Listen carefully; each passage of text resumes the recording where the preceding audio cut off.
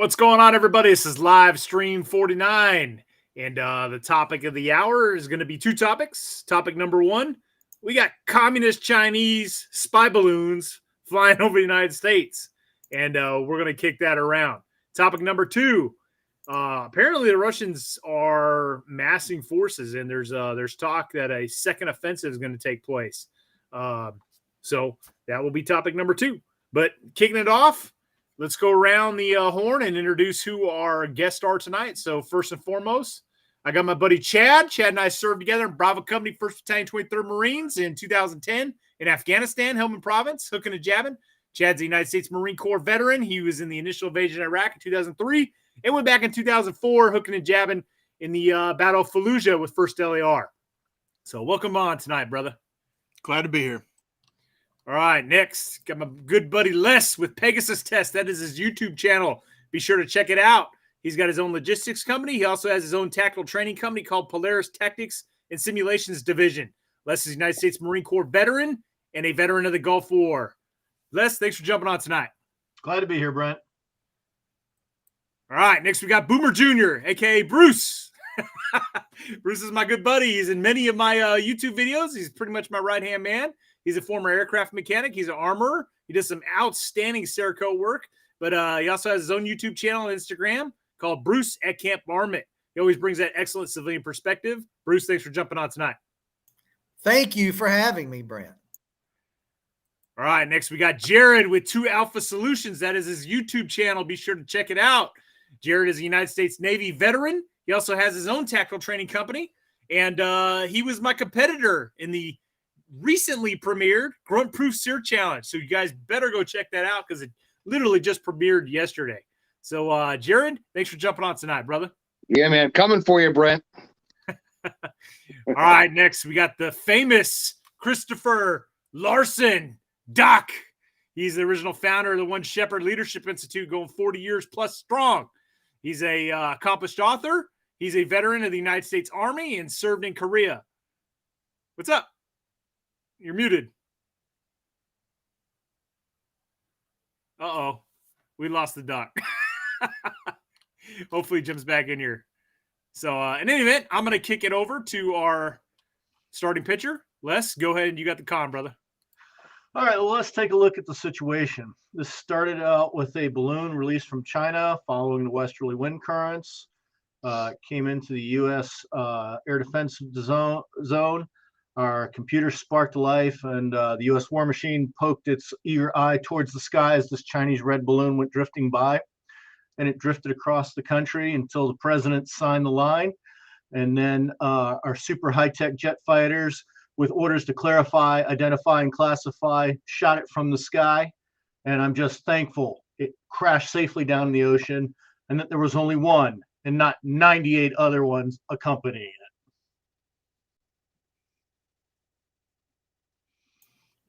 Well, so I've been following this recent development just like you guys have. I thought it was kind of interesting when we first heard about it being, I think, over Montana. So what I've done is I've sort of thought about some differing opinions, trying to kind of stay level-headed and not go with my instinct to completely badmouth and be disappointed in our government, because that's just too easy these days.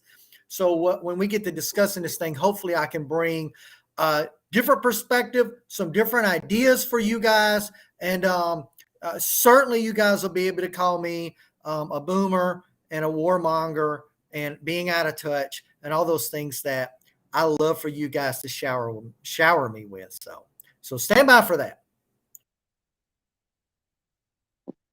Yeah, I'm kind of with Boomer. Just don't really know what to think about it and don't want to jump to any conclusions.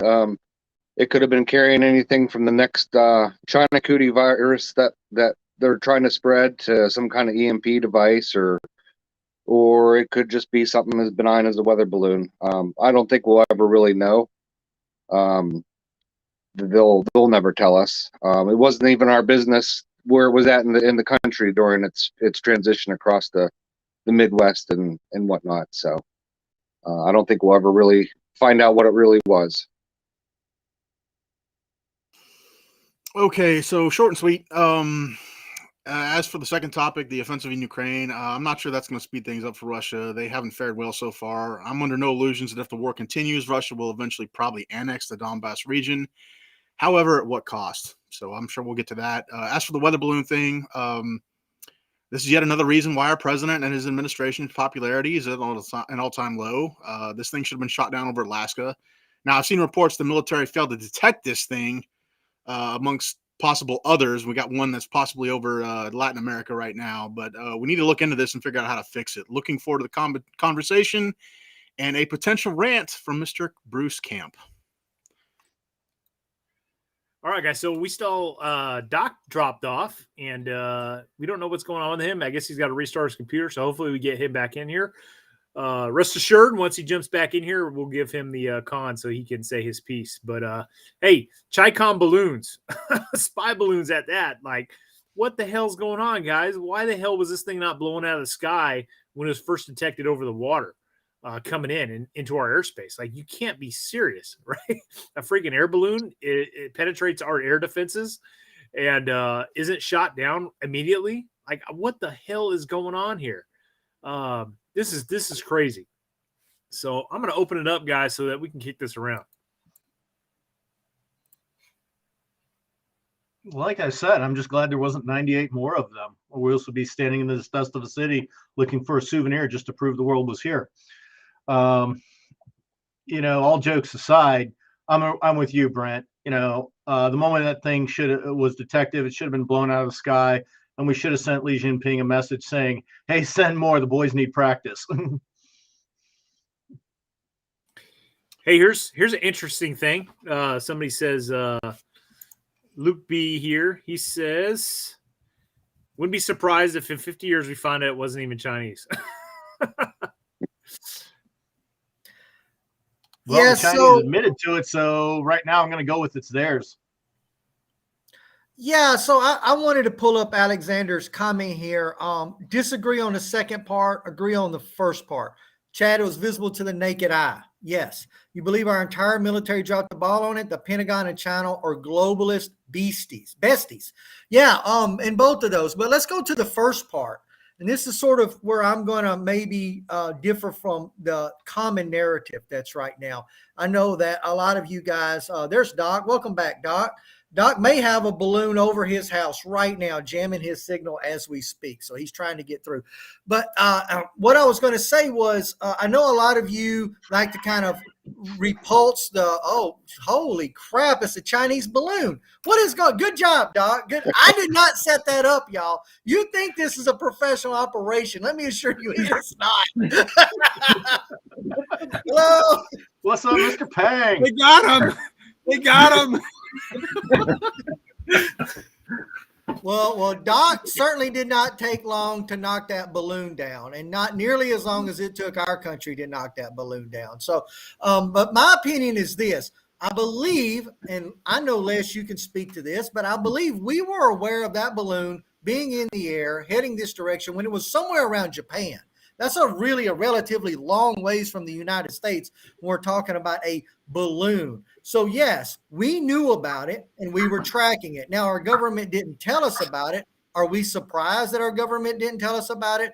Of course not. Okay. And we shouldn't be. But I believe, and I'm going to give an alternate narrative before everyone else gets to speak, since we knew about it, and we certainly, and Japan certainly, had the capabilities of shooting it down. I think it was traveling just below 60,000 feet. We have no problems with our top-of-the-line fighters flying at 50,000 feet. A jet airliner will fly at 30 to 40,000 feet. That's not uncommon anytime you take a flight across the nation or to another country. So not necessarily that high, if those numbers are correct. Had no trouble shooting it down. Why did we, Japan, whomever, not shoot it down? I think we wanted to see what it was going to do. We wanted to monitor it. If we had shot it down the moment it left Chinese airspace and got into international airspace or crossed anywhere near Japan, what would we have learned from it? So let's let it travel across the country. Our government as honest as they are, telling us that they're jamming the communications out of that thing. So nothing's coming out of it. Nothing's getting back to China. Let's watch and see what it does. Flies over Alaska, makes its way down through Canada, just like the American Indians, over into Montana, follow that same path, and then out over all the way through. I believe it was it South Carolina that we eventually decided to shoot it down. Now, listen. Shooting down a balloon or a balloon crashing down over Montana, we all agree that there's the chances of it hitting anything substantial next to a freaking cow is nearly nothing. If you've been through Montana, all right, the biggest thing to come out of Montana is that Western show of Kevin Costner. There's nothing going on there. So we could have shot it down.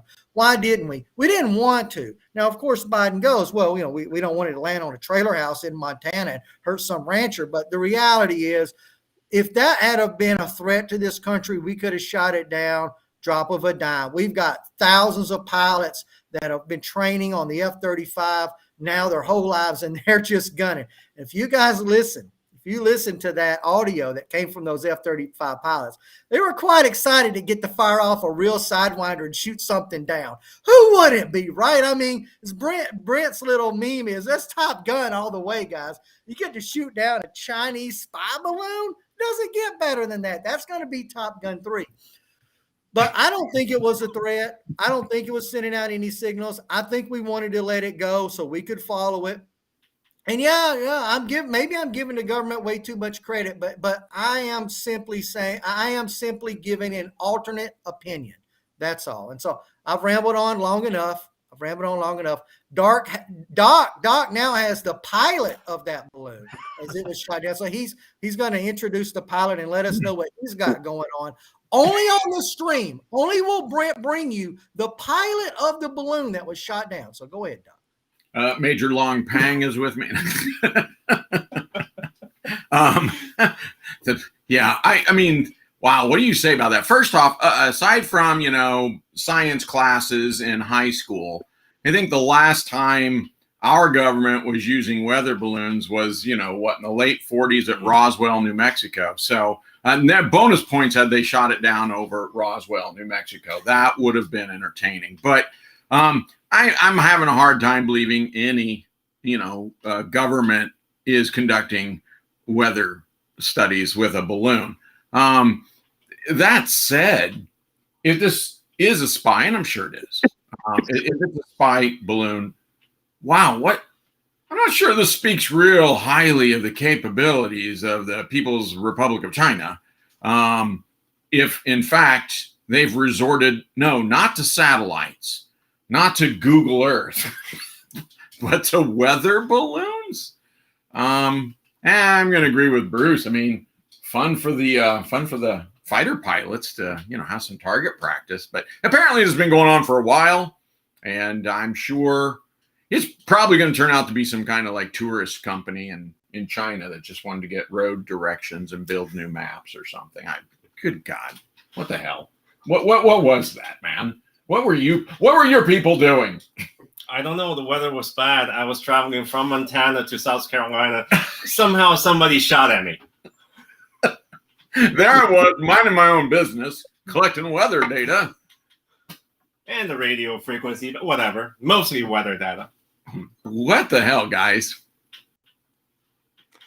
Hey, I want to respond to Alexander's comment real quick since it addressed me. Yes, it was visible to the naked eye, and I'm not completely blaming the military, but by the Air Force's own admission, they've missed some of these in the past. And if you pull up my screen, Brent, I've got the article pulled up right here from Reuters. And the article specifically says the Pentagon said over the weekend that Chinese spy balloons had briefly flown over the United States at least 3 times during the President Donald Trump's admin, and one previously under President Joe Biden. So it's not just me saying this. Okay, we've got a top Air Force general saying this, that the military's missed these in the past. So I'm not sure what the deal is on this one, but Doc, I want to address your question, why a weather balloon? And I think this is interesting that China, because like you said, China does have spy satellites. So why launch a balloon? So balloons are cheaper than satellites. They're less detectable than a drone. They move much slower than a satellite. They can stay over an area much longer. They aren't easily detected by radar, and they're difficult to shoot down. Now, we didn't have a problem. The British have had a problem in the past trying to down one, but the Air Force was on top of it today. I think it was the Air Force who shot it down, but or whenever it was shot down. But so it's a great disguise too, disguising it as a weather satellite. And we can all kind of see past that, but you know, they can still claim it. So as of right now, we don't have too much in the way of information from the debris, but I expect we'll know something soon. Last I heard, the Navy was in the area collecting the debris and cataloging it, so hopefully we'll know something. But I also want to say something. I think that maybe these balloons are a test to see how we react as well.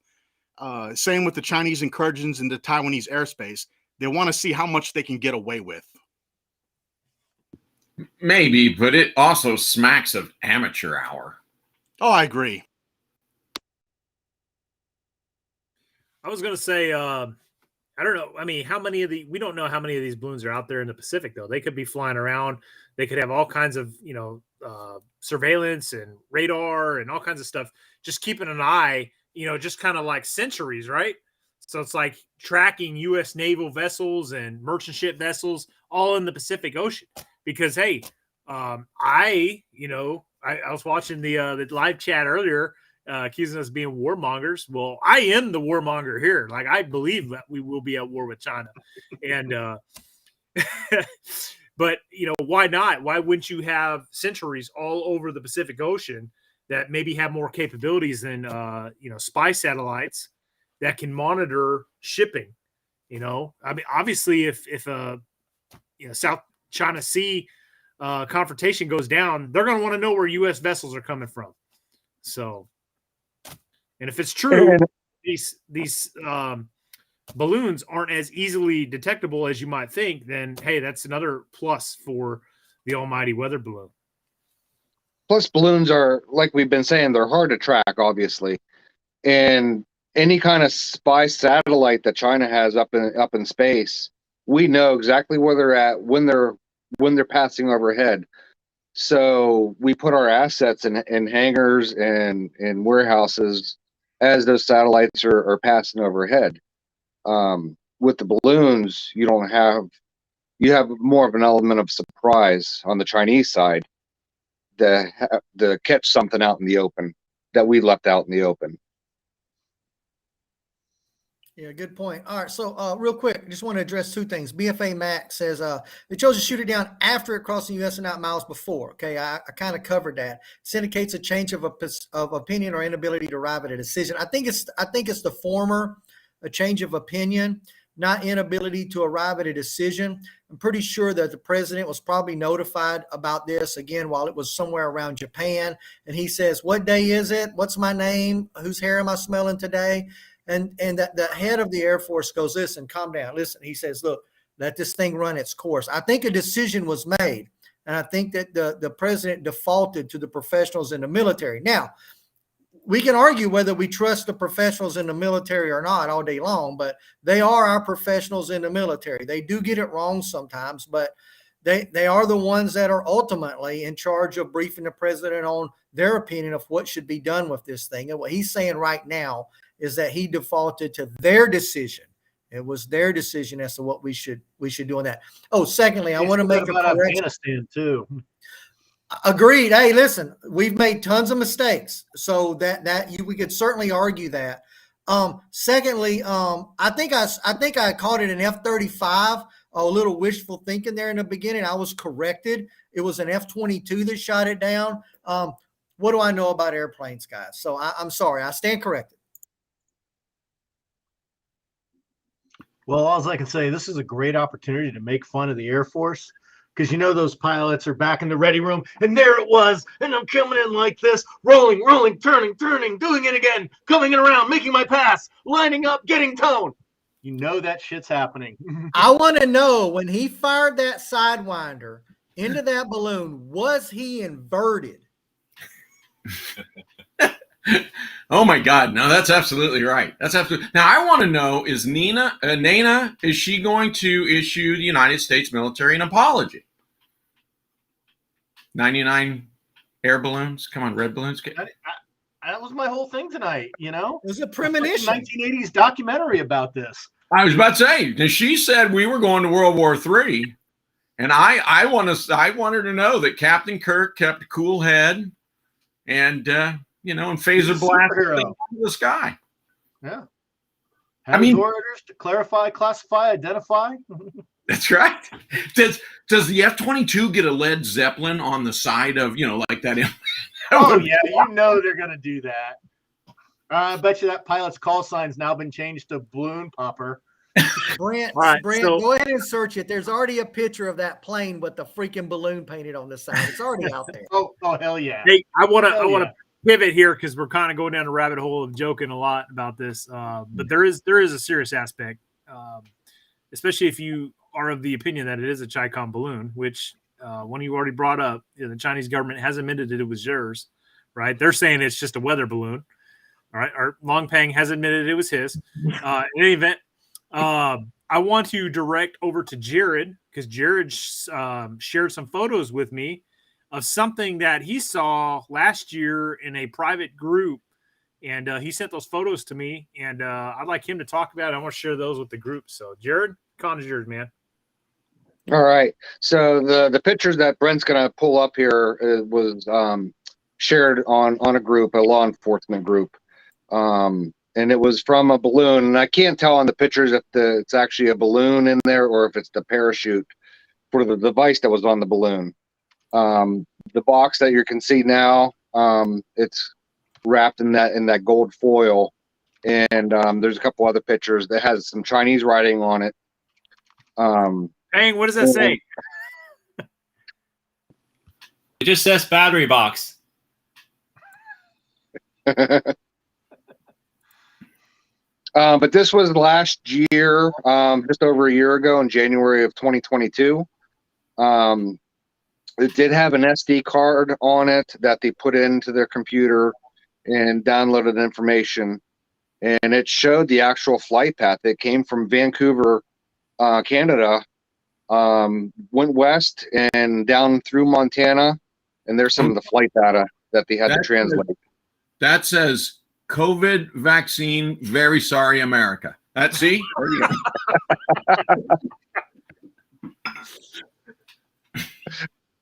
But the balloon came down straight down through Montana, down into Colorado, somewhere down around Colorado Springs.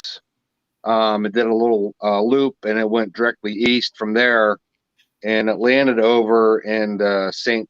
Louis, St. Joseph, Missouri area, where it was found. And there was never any mention of this on media of any type. So these kind of things are happening. There's the flight path there. These kind of things happen more than what's really reported out there. And whether the government knew about this or not, I have no idea. I'm sure somebody turned it into them. But these happen all the time. Jared, I'm just real quick because I'm asking something that the chat is asking. Was the wreckage recovered? Do we know who recovered the wreckage, and do we have any idea what the purpose of that balloon was for? Even a guess. I know the guy that recovered it. I know of him. I don't know him personally, and I had him send those pictures to me because I have a friend that works for. He's a DoD contractor, and I sent them off to him. And he never said anything else about it, so I don't know if he wasn't allowed to or not. But what was the other part of it, Bruce? So obviously we know who recovered it. Did we find out like what the suspected purpose of it was? I mean, is this weather gathering? Is it spy technology? Something in between? Any idea? No, they never said. And at the time, they weren't able to ascertain what it was being used for. It was a smaller package. Obviously, it was sitting on a table whenever he took those pictures and everything. So, in the messages that he sent to me, it did say whenever they opened up the lid on the box, there was some kind of alarm that went off. So, don't know what any of that meant. Well, what do you have to say for yourself? No, judging by the box itself and with a small opening on the bottom, most likely, and the character on it says battery box, and with the kind of golden foil wrapping on the outside, chances are it's trying to preserve some temperature for whatever electronic that's inside, battery, camera, you name it. And then on the bottom, it could be just a camera lens that's on timer, takes picture every 5 minutes, depends on the speed of the wind. There's got to be some meteorology specialist back in China and knows the approximate flight path of this thing. Whether it's crossing a strategic airbase or something, they don't care.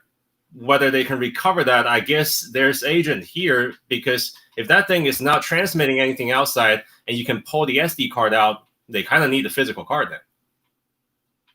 Yeah, and so that, I mean, Jared and I were talking about this before we went live, like, and that looks like a parachute, not a balloon, right? So it looks like it actually detached from some other vessel. Right. It could have detached from a balloon and the balloon just floated off, and then the balloon might have had some other kind of equipment on it too. We don't know. Yeah, and something to consider if we roll back history to the Second World War, when the Japanese had their balloon assault. The purpose of their assault was to start forest fires. And most of the balloons didn't make it here. And the ones that did, most of them were duds. But a few did go off. A few did start fires. And it was enough of a threat that we had to devote a whole regiment of paratroopers to handling that. It was the famous 555th, the only all-black parachute unit in the U.S. Army at the time. And their whole purpose was jumping in to fight the fires that these balloons would cause, or going in and recovering them when they were found. And I remember just a few years ago, somebody hiking in the woods of Oregon found one of those balloons from World War II. So in theory, this could be balloon number 836 that the Chinese have sent over.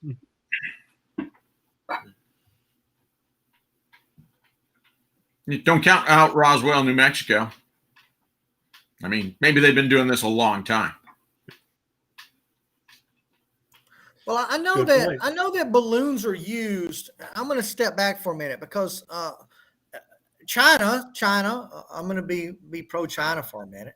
China claimed that they were, this was a weather study, non-military, not spying on anything, whatever. Our government will know pretty soon. But I think weather balloons are regularly used, or balloons regularly used to study weather, to take photos from high altitude. I remember, man, it's not really well planted in my head, but it wasn't that long ago that someone was sending like they sent a weather balloon up, and it ended up getting like over an aerospace area that was controlled, and it was a problem, and it was like a science club from some high school. And that sort of reminds me a little more of the photos that Jared was showing, because that looks a smaller device, something smaller. Now, I don't believe that the high school is putting together something that's the size of buses at all. That's obviously something that's of a much larger design. But at the end of the day, I guess my question is, could this be something that was legitimately being done, maybe for at least with enough plausible deniability to say that it wasn't used for some type of weaponized or some type of spy device, but rather, I think a docile deal. I think that there's an MO with China. All right, here we go. If I had a tinfoil hat here, I would put it on, because you guys are going to love this. I'm going to tie this in. Chinese virus. Why did they release it? They created it. They released it. What did they gain from that? Killing a few people. I say a few. We're talking about worldwide. No, they didn't care about that. It typically didn't kill the healthy. It typically didn't kill the young. So it wasn't the worst virus that they could have released. But what did they learn from it? A tremendous amount. They know now how long it takes every country to respond to that, how every country responds to that, and the strife that it causes within countries like ours, the distrust that it creates within a country like ours on our own government. I mean, this, guys, it's fresh in their mind what a catastrophe that this was within our own country, simply pitting American versus American Either you're vaxxed or you're not vaxxed, and so on and so forth. Government versus people, school parents against school boards, etc. They learned a tremendous amount from that, right?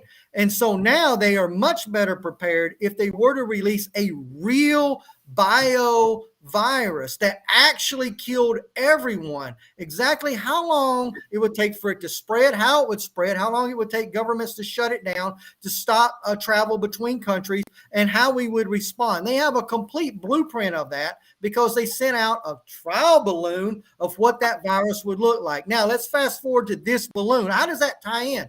Well, they now know exactly how we'll respond to a balloon flying over the country, all the drama that it will create within the country, the news articles that'll go, the live streams that Brent D will do over everything that these things that happens here. They know exactly now what will happen if they were to send a balloon. And I'm gonna tie this right into something that you guys were talking about straight from the comments. If the balloon's equipped with an EMP, or if the balloon's equipped with an airborne virus. All right, let me take my tinfoil hat off. It's an interesting point that the comment just brought up. And, in the back of my mind, I almost wonder if, the reason why we let it get onto mainland is because we did not want to reveal what our air defenses were. They came out, spokesman for the Department of Defense said, we know it's not transmitting any intel.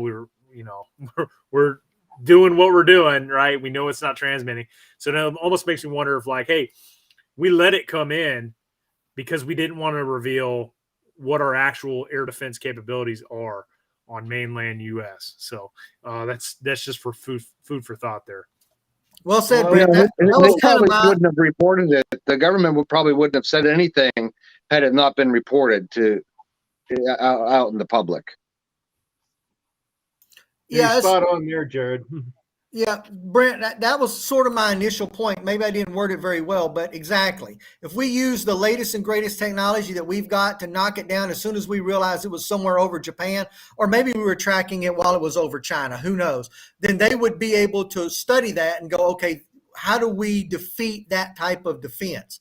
By completely sitting on our hands, letting it go completely across the United States and shooting it down with a conventional weapon. Guys, we've had Sidewinders since, I believe, the 1960s. I think F-4 Phantoms in Vietnam had those. I'm sure they've been upgraded since then, but it's not necessarily new technology. It may have been a little bit of this to China of, hey, we're going to use an old technology to shoot it down and not give you nothing.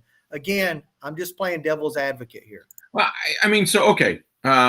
Let me say, Bruce, that everything you've said, with one small change, I'm going to agree with, but it's a pretty significant change. It's small, but significant. First off, no.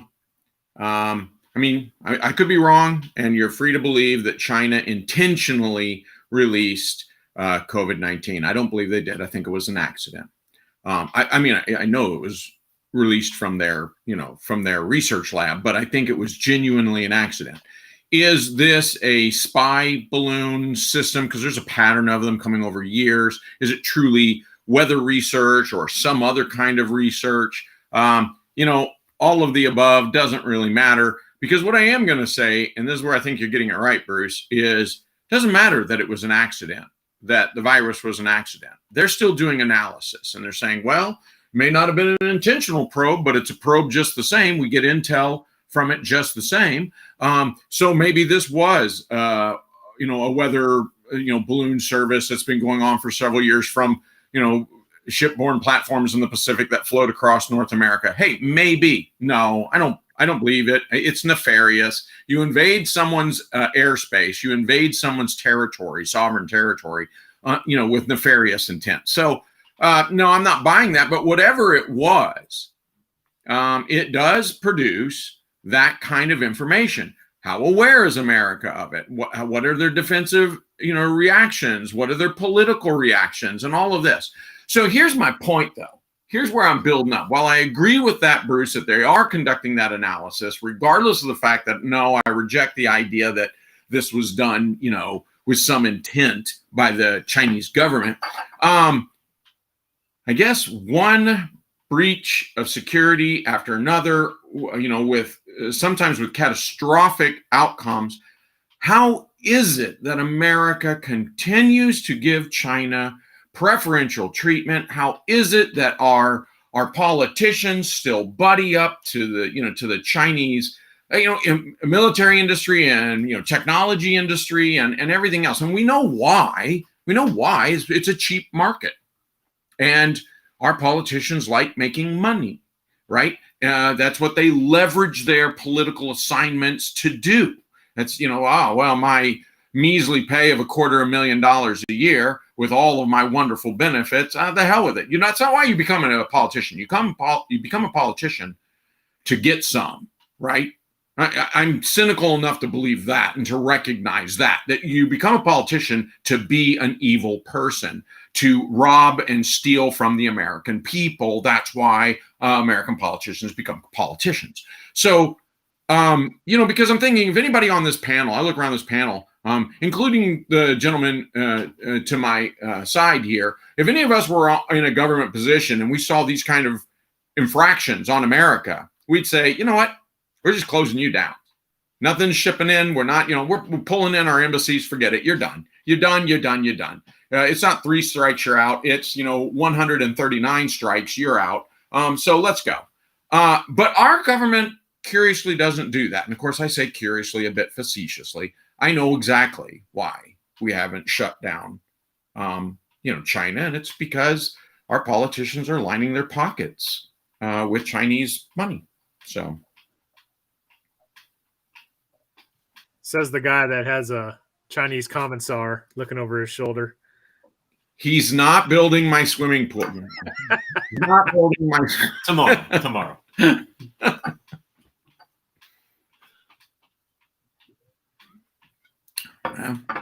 All right. So we're at 36 minutes. So I definitely want to kick this around still a little bit longer. Just a reminder, guys, the chats are going fast, so super chats definitely will highlight your comment so that we can discuss this. But what else we got? Well, we could always go back to making fun of the Air Force because that's always fun. Oh, I do want to say something. Going back to Bruce, what you were talking about, Sidewinder's been around for a long time. See, yes. However, still a lot can be revealed on our capabilities, not by the means of how we destroy the balloon, but when do we react to it, right? At what point did we detect that balloon? Like, they can learn all that. It's like sending a robot or something into a minefield. Like, hey, at what point does this robot blow up? That's where the mines begin, right? So even though, Sidewinder missiles, yes, have been around for a long time, that balloon could have been, hey, let's see exactly when the Americans pick this up. When it enters their airspace, at what point do they detect it and react to it? When it comes to the Sidewinder, it's actually been around since the 1950s, but it has changed dramatically since then. The original AIM-9B has nothing in common with the AIM-9X that we use now. I mean, the range is triple. The seeker head doesn't even lock onto the aircraft in the same way that it used to, whereas literally the original Sidewinder had to detect heat. You had to be directly behind the jet to do it. Now the new missile sees in the infrared spectrum, much like a thermal sight you'd mount on your rifle. So it's a lot different weapon system. To clearly even work as high as it did, the original Sidewinder couldn't do that. So it's a much more advanced missile, but that's just trivia. Yeah, thanks for that, Les. And I'm sure that's true. I think about our Vietnam pilots that were fighting MiGs, and Sidewinder, I believe at that time, was probably the best air-to-air missile that they had. And now we're able to shoot down a balloon, which presumably is probably not putting off hardly any heat signature, and one shot, one kill with that. Hey, Peng, what is your 2 cents on what do you think that this balloon was? That's what I want to hear. Well, what's your opinion?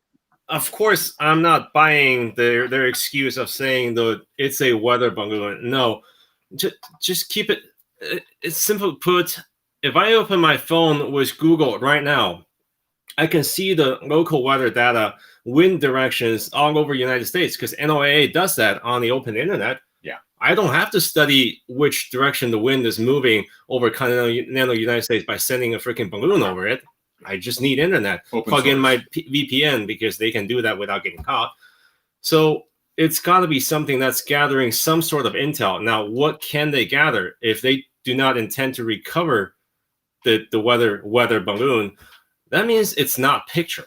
That means there's something that can be transmitted from the spy balloon directly to, I don't know, Chinese satellite, or maybe an offshore, another weather balloon that's far enough to not being shot while at the same time being able to receive signal. If the United States military and their spokesman was accurate and say, yes, we blocked the transmitting of signal, we jammed it enough, it's not talking to anyone else, then yeah, that means the information is not going anywhere. But in terms of the cost of sending this kind of technology, the balloon is going to be cheap. All they need to know is how fast and which direction the wind is moving, and what kind of equipment do I need to equip the balloon with? A radio transmitter that catches all the frequency that's actually transmitting in this range, maybe 10 miles, maybe 15. I'm flying over all your strategic missile base and some major air base. I can capture some radar frequency, some STRATCOM frequency, and my onboard solar panel, all it need to do is send that signal to somewhere else and saying, this is what I captured. Yeah. All right. So I got a question for you to follow up on that. Yeah. What do you think is an appropriate, what I say, appropriate measured, as in tit for tat? You did it to me. Now I can do it. What do you think is an appropriate response for America to China? Do we send weather balloons over China? I mean, what's appropriate here? You know, honestly, a couple of days ago, before the balloon was shot down, I was chatting jokingly with my friend who's some of them are in China, some of them are here. And my comment to them was, this is actually a stupid move. Because, of course, if I send a spy airplane towards your airspace, I'll get shot down, and vice versa. But if I send something like a balloon over and I tell you it's weather balloon, but everybody know it's not, I'm just opening a can of worms, because now you can do the same thing to me.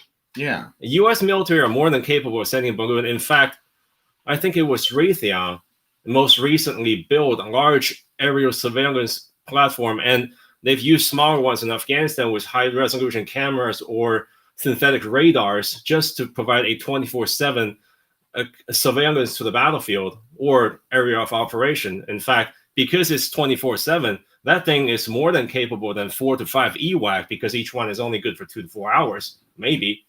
So in this case, the proper polite response will be, okay, we'll just equip a couple air balloon in Guam, put small radar and receiver on that thing, and when the wind is right, we're flying to South China Sea and then to your coastal cities. I don't need to send E3 or EP8 to your airspace to collect intel anymore. I'll just keep, I don't know, 20 balloons off your coast the entire time. Why not? You just did that to me, and this is my air balloon, and whoops, there's a typhoon coming in. I'm not going anywhere. I can't control it. Yeah. Yeah. Well, Battle of the Balloons, right? Maybe Nina was correct. This is going to be World War III. I don't know. I just think the whole thing is funny. I still have in my head this little Chinese girl, like a 4-year-old Chinese girl, standing in their dress crying because her balloon got away. It's hard to take this seriously. So, Justice Canadian, why do the Canadians do nothing? There's a thing called NORAD, North American Air Defense Command. It's a joint command between us and the Canadians. The Canadians did nothing, probably because we told them to do nothing.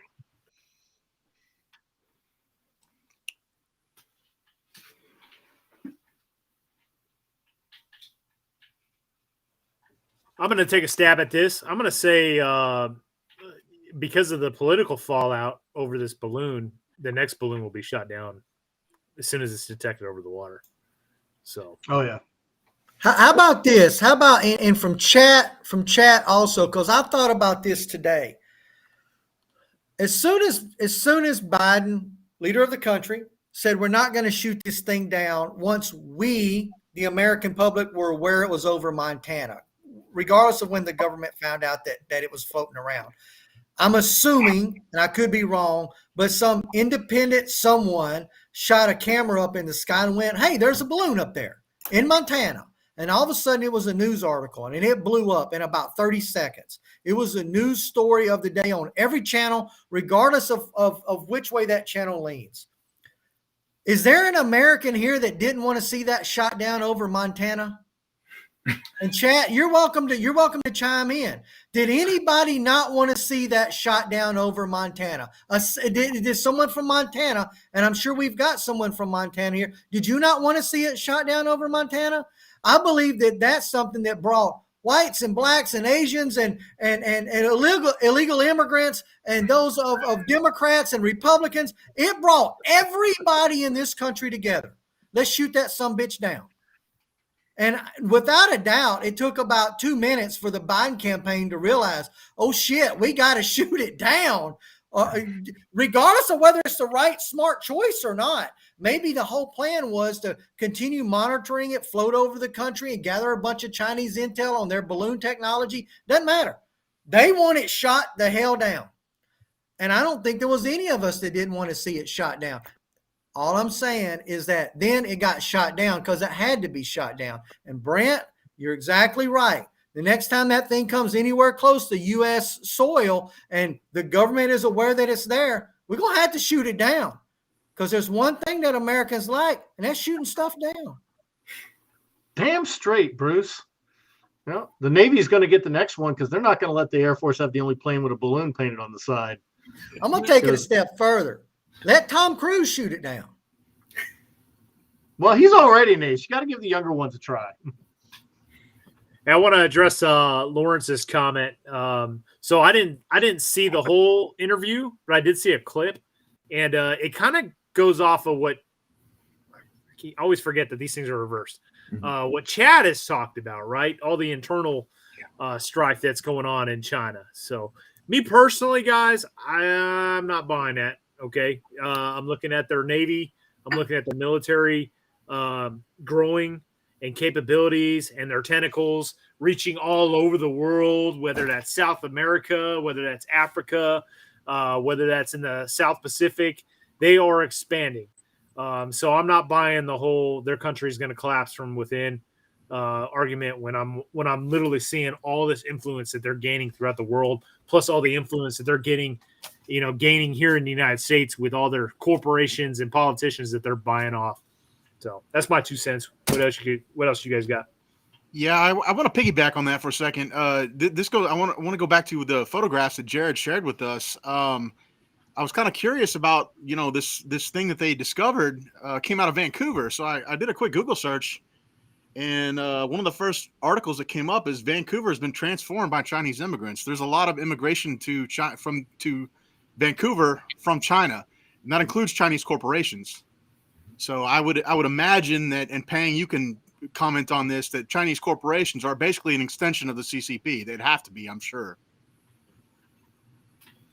Yeah, a lot of the corporations are also owned or controlled by Chinese businessmen, but with a background from the military. So they used to be a Chicom high-ranking officer, but now somehow retired and start doing business. But in this case, under the direction of the CCP, acting in the interest of China.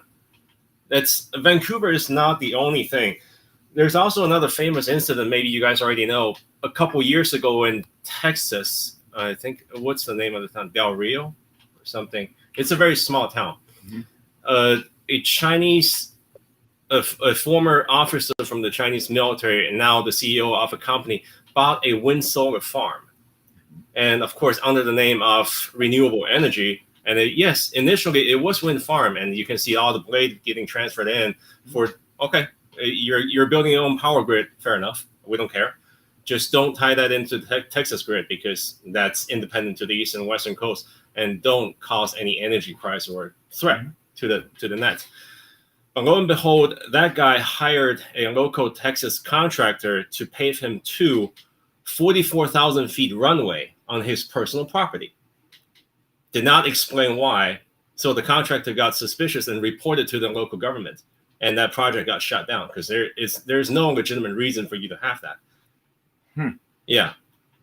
Well, the project didn't go through, but that just means there's going to be Chinese business under the direction of the Chinese military or government acting in their interest, maybe even to the point of building strategic infrastructure near or in United States. Canada being one, Mexico being one, or any states that allow the private sell and purchase of property. It's possible. No, 4,400 feet runway. I'm sorry. I saw your comment. Yeah, 4,400 feet. You know, it's the same along the same lines as China buying all of this farmland across the United States. Yeah. And I'm sure they're doing it in Canada and other countries as well. You know, they have these front companies. They look like legitimate corporations come in and buy this land, but it's all CCP backed.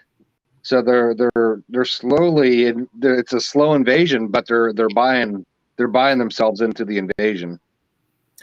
Yeah, I used to be my old reserve unit, the one before I'm at now, was up in Oklahoma, and a lot of these Oklahoma Marines were telling me just that these Chinese companies were buying up all the land in Oklahoma, all this open land for farming or whatever the case may be. But they're just gobbling it up. It was driving prices through the roof. You know, and what's stopping them from producing the crops here and not putting them into the supply chain for the rest of this country or the world? And what's stopping them from just sending those crops that they grow here, if they are legitimately farming here, from sending them back to the mainland China?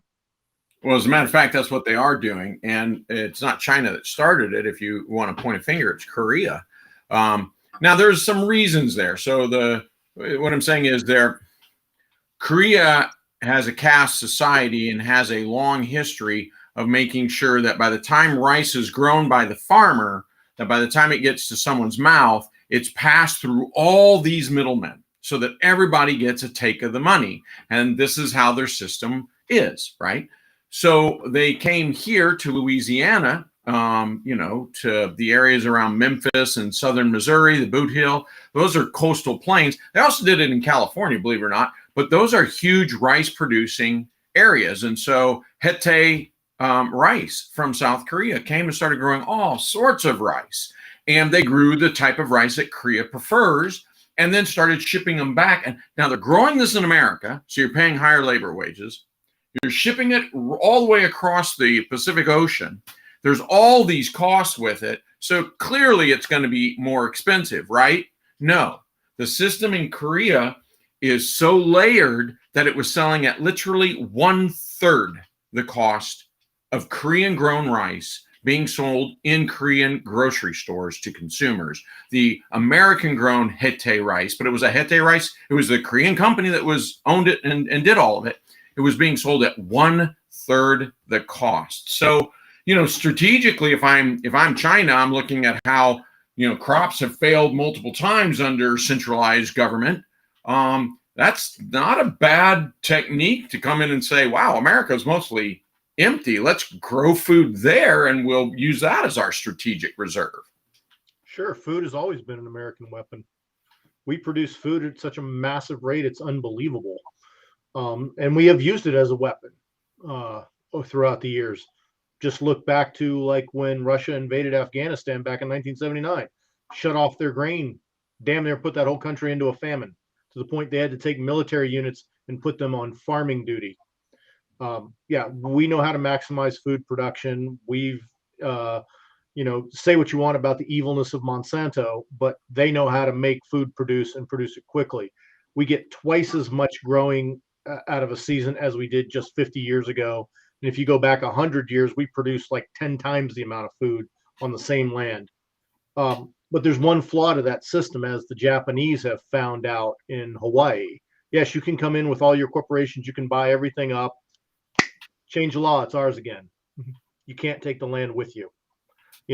Trump proved something, and I noticed Biden hasn't changed it, when he slapped that 25% tariff on all the imports. And everybody overlooks the significance of that, because the United States, when it comes to charging tariffs on imports, if Uncle Sam is getting 5%, he is putting the stones to you. Any other country in the world, that if the government only takes 10%, yay, you're super happy. That's a good deal. And slapping 25% down and actually following through on it, that put a hurting on China. And if we got a president in there that did that just across the board instead of on select items, the Chinese government would have an economic collapse, undoubtedly. Because the fallout effect of that is several customers we deal with, when their items got sanctioned, they moved their production to Malaysia, to Vietnam, to India. And universally, what we've heard from our customers is, it doesn't matter if the tariff goes away, the pain of moving to those countries, they're not going back. So, yeah, it can work against China. And we can, yes, they might be exporting the food back to them. We can shut it down or even make it prohibitively expensive just by slapping on an export tariff, which is something we don't do, which most other countries do. All right, guys, we're at the 55-minute mark, so I want to start transitioning to topic number 2. But before we do that, let's go around the horn. Final thoughts on this topic of conversation. So I'm curious, waiting to hear, as I said before, the U.S. Navy is supposedly collecting up these pieces. I'm interested to hear, what this was or what they think it was, what components they can find, and kind of what the purpose of this is. Right now, I just don't think we have all the information, but we should definitely be wary, and I would hope that whatever steps our military needs to take to make sure this doesn't happen, as I quoted Reuters before, that we can spot the next one and shoot it down. Well, I hope our hotshot balloon popper had a great time shooting that down and telling his stories in the ready room. I mean, I can just imagine being there at that F-22 base, as they pulled out the wheel chocks, scrambling to get into the air, to meet the coming threat. And now our happy pilot has a balloon on the side of his airplane. 4 more, he becomes an ace. But the balloons, they're not innocent things. Nothing went wrong. Didn't just go off course. It clearly maneuvered from what we're finding out. I'm hoping that while this thing was jaunting across the U.S., the fact that we claim we were jamming it, I really do hope our jamming aircraft were orbiting it, just making sure nothing happened and frying the electronics inside. But the government obviously will never tell us that. But I do agree with the consensus we had earlier. The next one that comes over is getting shot down. And I hope the Navy does it way out over in the middle of the ocean. So I'll agree with that, Les. If there's anything we learned out of that, it's that the government now knows that we Americans want to see shit get shot down. And I don't think there's any disagreement in that whatsoever. I wanted to pick up a super chat that might have snuck through. It was by Dean Call. And he asked, what are the governors doing in all this? And Dean, that was the first question that I had when I saw the Montana governor go on TV and start talking about how he wanted it shot down and not over his state, but he wasn't scrambling jets. Now, this is going to be a stream for another time because we could spend 2 years on this, but this does nothing more than prove for those that like to argue that the National Guard is the militia, that the National Guard is nothing more than extension of the federal government. And if the federal government doesn't allow the governor of Montana to scramble his own F-22s and shoot down something over his own state, then it is nothing more than the extension of an arm of the federal government, and it's not part of the state militia. I 100% agree with Bruce. Is these governors were told not to do anything, so they in essence weren't allowed, and that's why they didn't do it. Now that I have Brent share those pictures with you guys, I'm gonna wait for the Chicoms to stack up at my door here tonight and take me away in the middle of the night, and we're gonna start the Sear Challenge 3 a little early this year. So we'll see how that all plays out. But I think it was a test of some kind. I think they were assessing our assets, our responses, what we're going to respond with, the aircraft that we would respond with, the altitudes of the aircraft in which we engage, so on and so forth. I think it was a test of some kind. And I don't think any aircraft, powered or unpowered, manned or unmanned, coming from China, coming across the United States is not a threat. It's definitely a threat of some kind. Go for it. No, I don't have much to add. I just hope that in this case, since China already initiated this kind of game, I hope to see proper response from the US side if they're brave enough to, well, just do something about it. Not just shooting down, but actively showing China that, well, you're not the only one that could collect intel on the foreign military. We can do that too on a larger scale, and to almost guarantee you won't be able to shoot them down even if you want to. Okay, so my spin on that is there's this great scene very funny scene in Casablanca, the movie, whereby the French police officer, police chief, he's at Rick's Cafe. And of course, Rick's Cafe is not just a bar and burlesque and all of that. It's also a gambling casino. And so they decide that they have to come up with an excuse to bust this thing and shut it down for a few nights. And they decide that they're going to do this based on the fact that gambling is illegal. So, the police chief comes and says to Humphrey Bogart's character, he says, I'm shutting you down on the grounds that this place, to my shock, has gambling in it. And I am just shocked and appalled. And of course, an orderly comes up and says, police commissioner, your winnings. Oh, thank you. This to me is what's going on with American politicians right now. They're going to pretend to be shocked. Well, what? I'm so sorry. I'm completely caught off guard. I had no idea the Chinese were paying me to fly balloons over our country.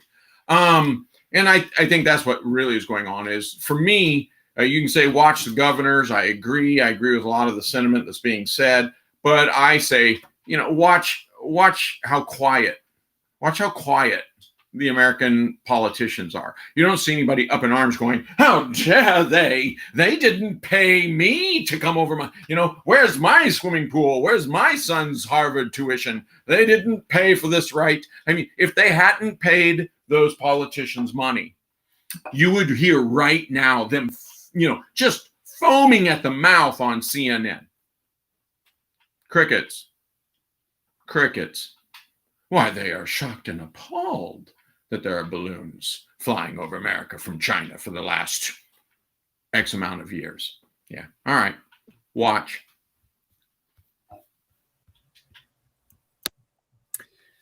All right. I don't know how I can ever follow up, Doc. So this is pretty eye-opening. And my further question is, what would happen if a civilian did not report this? What would happen? I'd like to believe that the U.S. military was tracking this thing. And if they were tracking this thing, why the hell they let it into our airspace? And, what reason? The only reason I could think of is we didn't want to reveal our capabilities in terms of air defense for a balloon.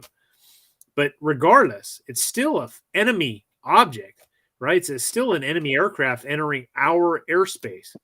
And if anything came from this, I hope it's that the Biden administration realized that the American people will not tolerate a freaking weather balloon coming in from China, or any aircraft for that matter, coming in from China unannounced into our airspace, flying over our states unimpeded. Another statement I want to make, and I can't remember if it was Dan Bongino I heard say this or Mark Levin, but it was one of those two, I believe. And they made the point of, what if this was a Russian air balloon? Do you think that thing wouldn't have been shot down out in the sea? I don't think so. What I mean is, I don't think they would have let it fly into the country. I think they would have blown that bitch up in the ocean, right? So that worries me, that we allow a Chinese balloon into our airspace, whereas I know damn well that a Russian balloon they wouldn't have allowed in. So, and in my opinion, the Chinese are the bigger threat. So that is pretty nerve-wracking, guys. There's a lot we don't know. Obviously, there's a lot of classified information involved with all this, and we're only getting a small portion of it. So I'd like to think that we just didn't want to reveal our air defense capabilities. But at the same time, hey, what if the Chinese were going to do a first strike option, and they knew our response was going to be, we're not going to take out this weather balloon, and boom, they let this bitch fly right in and, hit us with whatever nuclear option, biological option, you name it. So it's pretty nerve wracking. So with that being said, that's my 2 cents on the balloon topic. Let's transition. So some reports indicate that the Russians are staging more forces on the border of Ukraine for a possible second offensive into the country. Now, the news article that I read said that the Russians are largely are really big on symbolic gestures. So we're coming up on literally the anniversary of the initial invasion into Ukraine by Russia. So the Russians have a huge military, and they are not using all of their military assets in this fight in Ukraine. So it begs a question like, what is there going to be a second offensive? And if so, what is it going to look like? And what are your guys' thoughts? So I'm going to open up the floor. Actually, no, screw that. I'm going to go around the horn.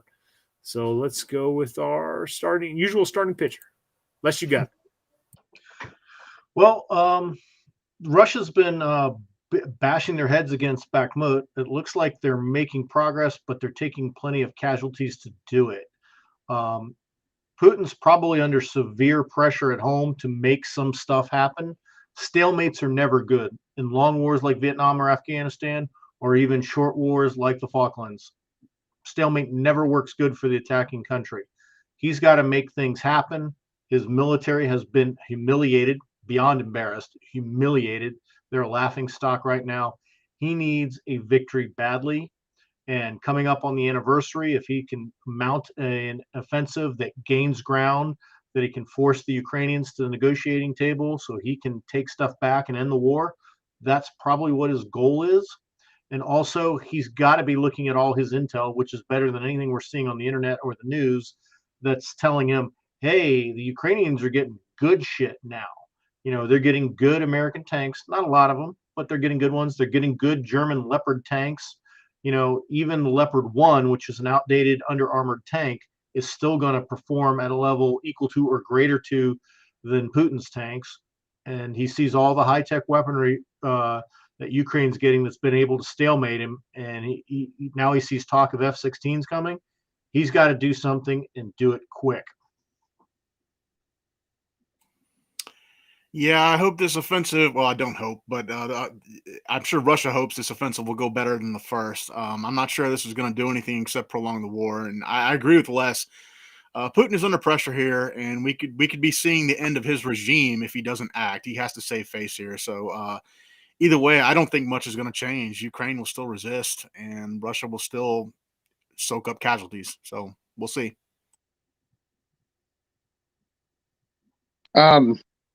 I think they definitely have something planned. I'm hoping that Belarus doesn't get involved in it.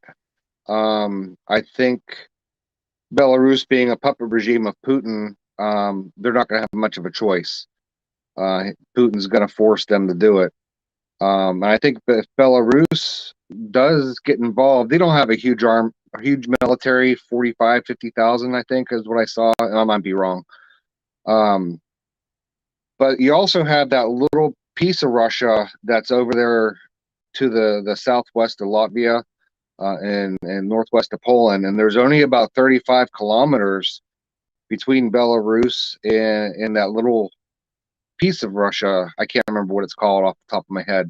And it would not take much for them to take that corridor between the two and cut off all those Balkan states up there. And that way they have complete full access to their ice-free port all the time. It cuts the Baltics off, and it would really stretch NATO thin to be able to help Ukraine defend themselves against another invasion, a secondary invasion from Russia.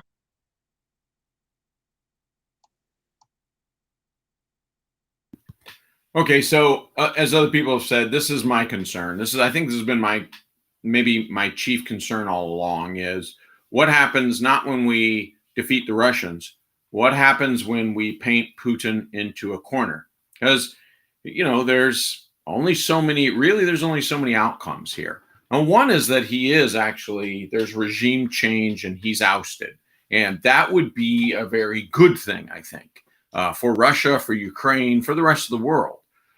The other thing, you know, on the other end of the extreme, right, would be that, and you do hear this on Russian television, they start talking about weapons of mass destruction, not just nuclear weapons, but up to and including nuclear weapons. The discussion goes something along, if you've seen these videos from the news, this is nightly news played in Russia right now. And they're saying, well, we have the capability to end this war right here, right now, tomorrow. So why aren't we using it? So this is my concern. As the bodies continue to pile, there's pressure on Putin to do something, or, you know, regime change, right? And so you could have an unconventional weapons of mass destruction, quote unquote, victory, or really probably more likely an escalation of a world war. At least that's the risk. Or you can have them go all in. That's it. Line up the machine gun battalions, you know, the penal battalions, and anybody that doesn't move forward, gun them down in the back. And this is how you win Stalingrad. And this is how you win Berlin.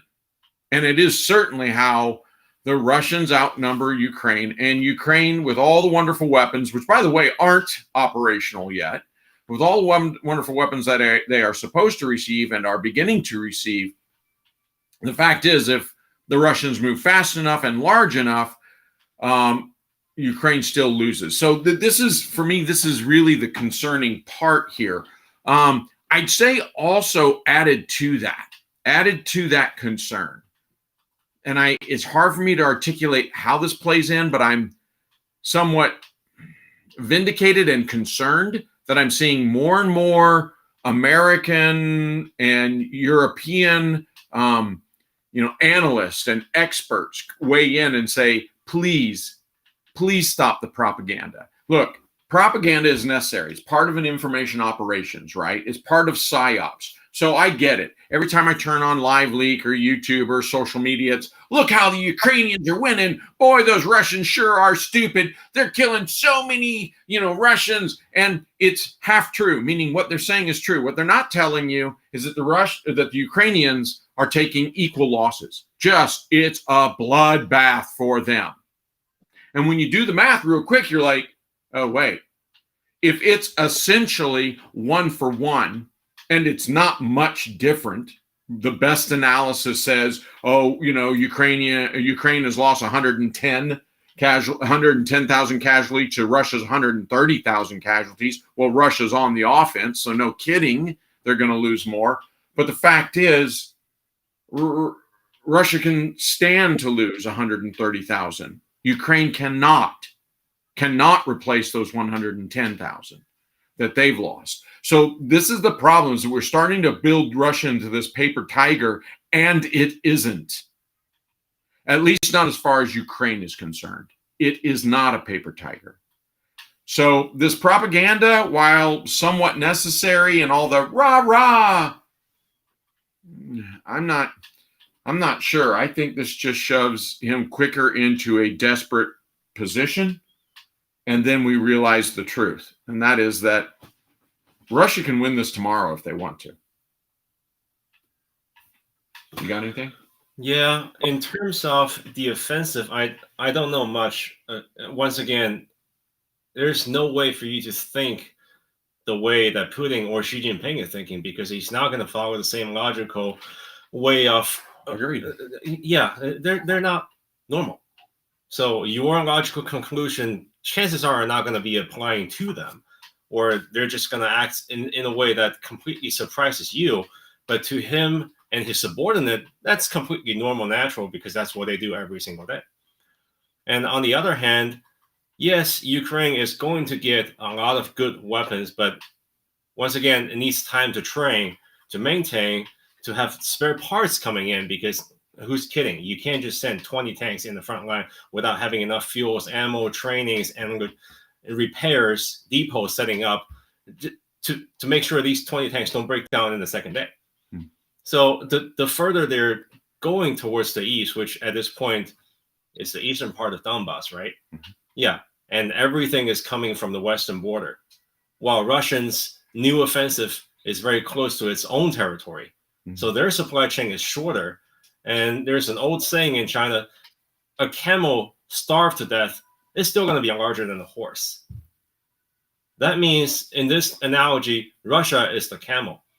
Are they strong? No. Are they winning? No, not really. They're poorly equipped overall. And Ukrainian is the strong horse, but after all, don't forget, this camel is still bigger than you. You might be able to outrun them in a very short amount of time, 1 or 2 battles, counterattack. But on the long haul, don't underestimate Russia. They're still more than capable to attack, maybe not to win the whole battle, maybe not in a month. No. Yeah. All right, I'm gonna jump ahead of Bruce because I know he's gonna have a fiery one. So all I'm gonna say, guys, is you guys can't see Bruce. I can see him in the corner. He's getting all pissed because he's anxious to go. So Putin is I don't think he's willing to take an L here, guys. He's not gonna settle. I mean, the falling apart of the Soviet Union is something he looks at as a something that shouldn't have happened. I feel like this guy's all in, and I appreciate Orion's super chat. He says the Russians have been fielding everything they've been capable of fielding. I don't know if that's the truth. They have a shitload. They have a huge military, guys. And I think they have some serious lessons learned from almost a year ago, right? They've had a whole year to prep for a renewed offensive.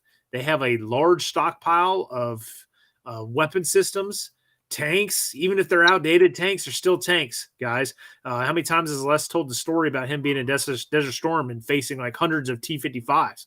Like, it doesn't matter if it's a fucking T-55. If there's 1,000 T-55s rolling on your ass, that's a lot of goddamn tanks. Okay.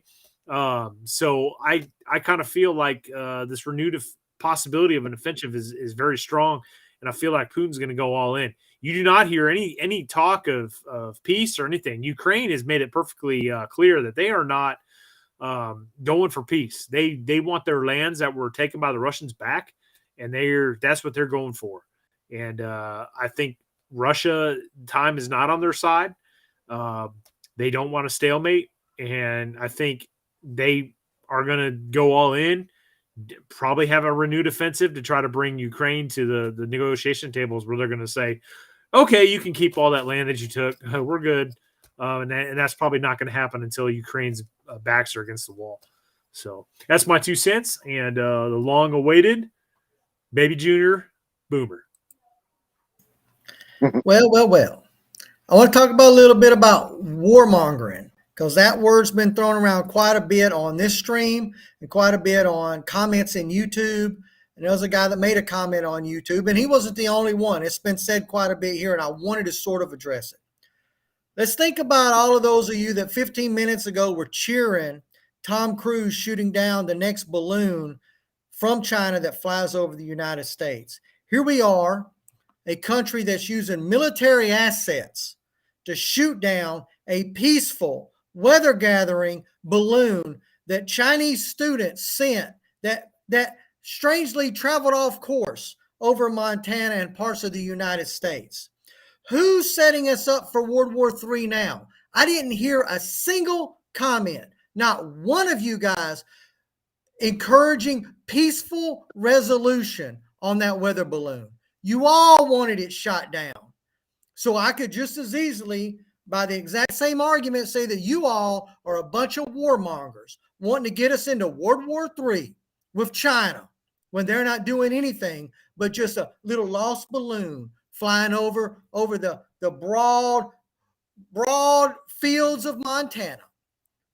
So let's get real for a minute. Let's, in the great words of Ice Cube, better check yourself before you wreck yourself.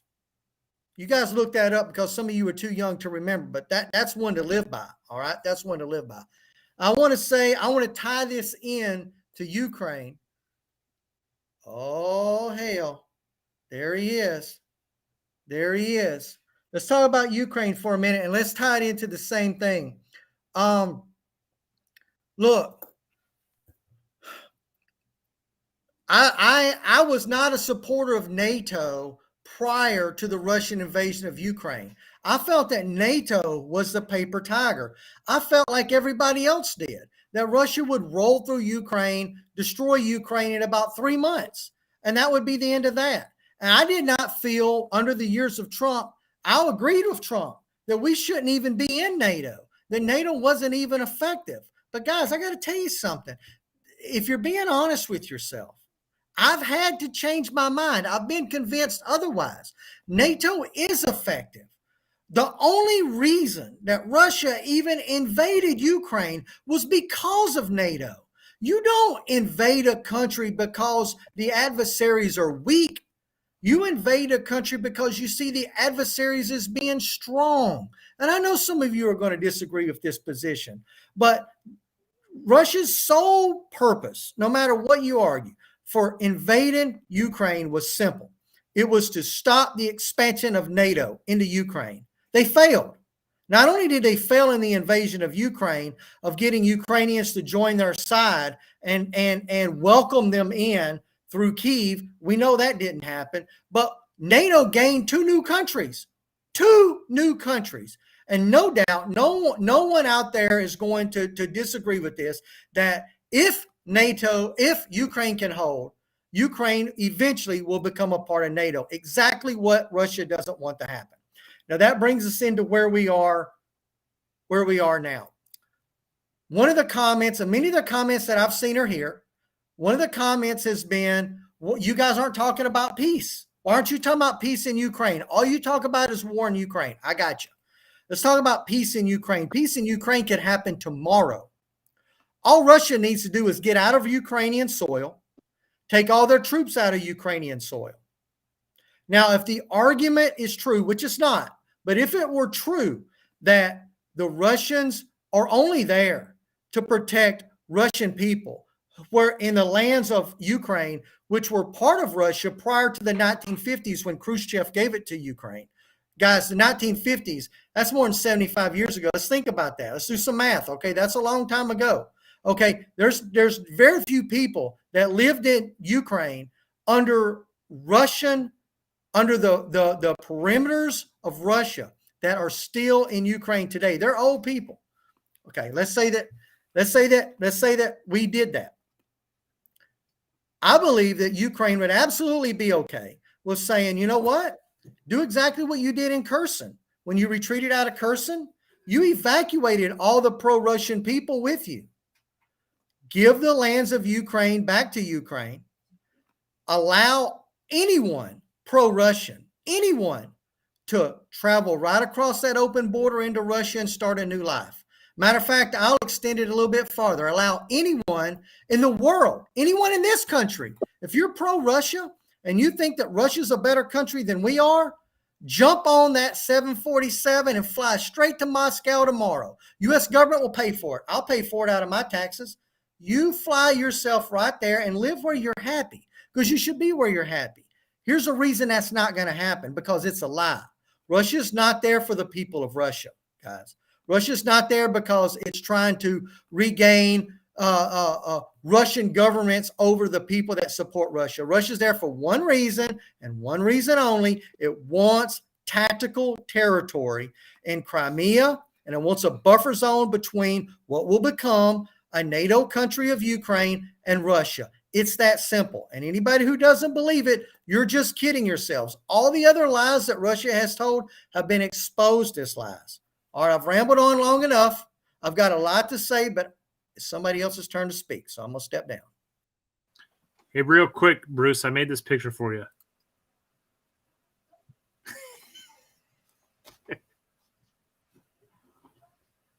No, nothing?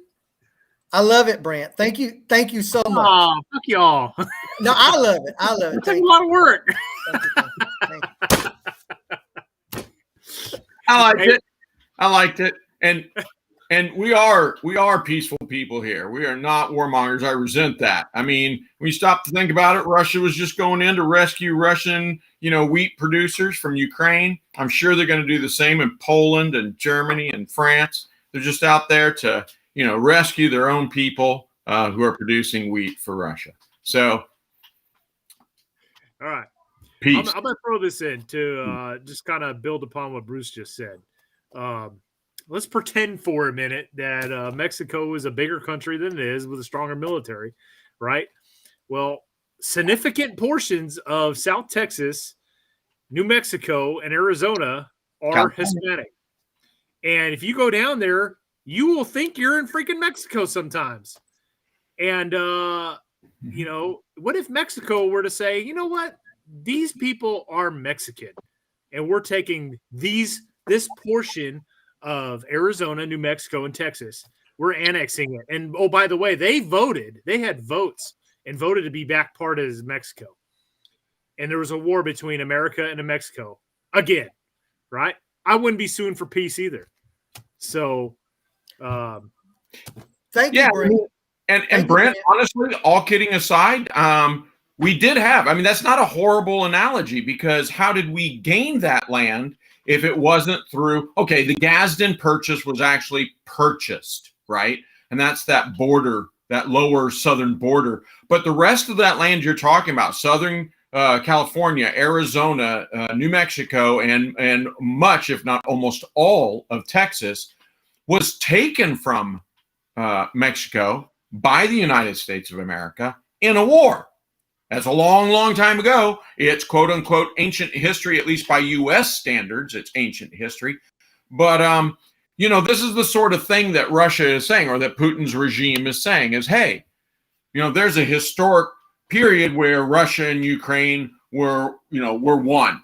Yes, there is. And, you know, historically we can look at that. But Ukraine is sovereign. And it became sovereign, what was it, 91?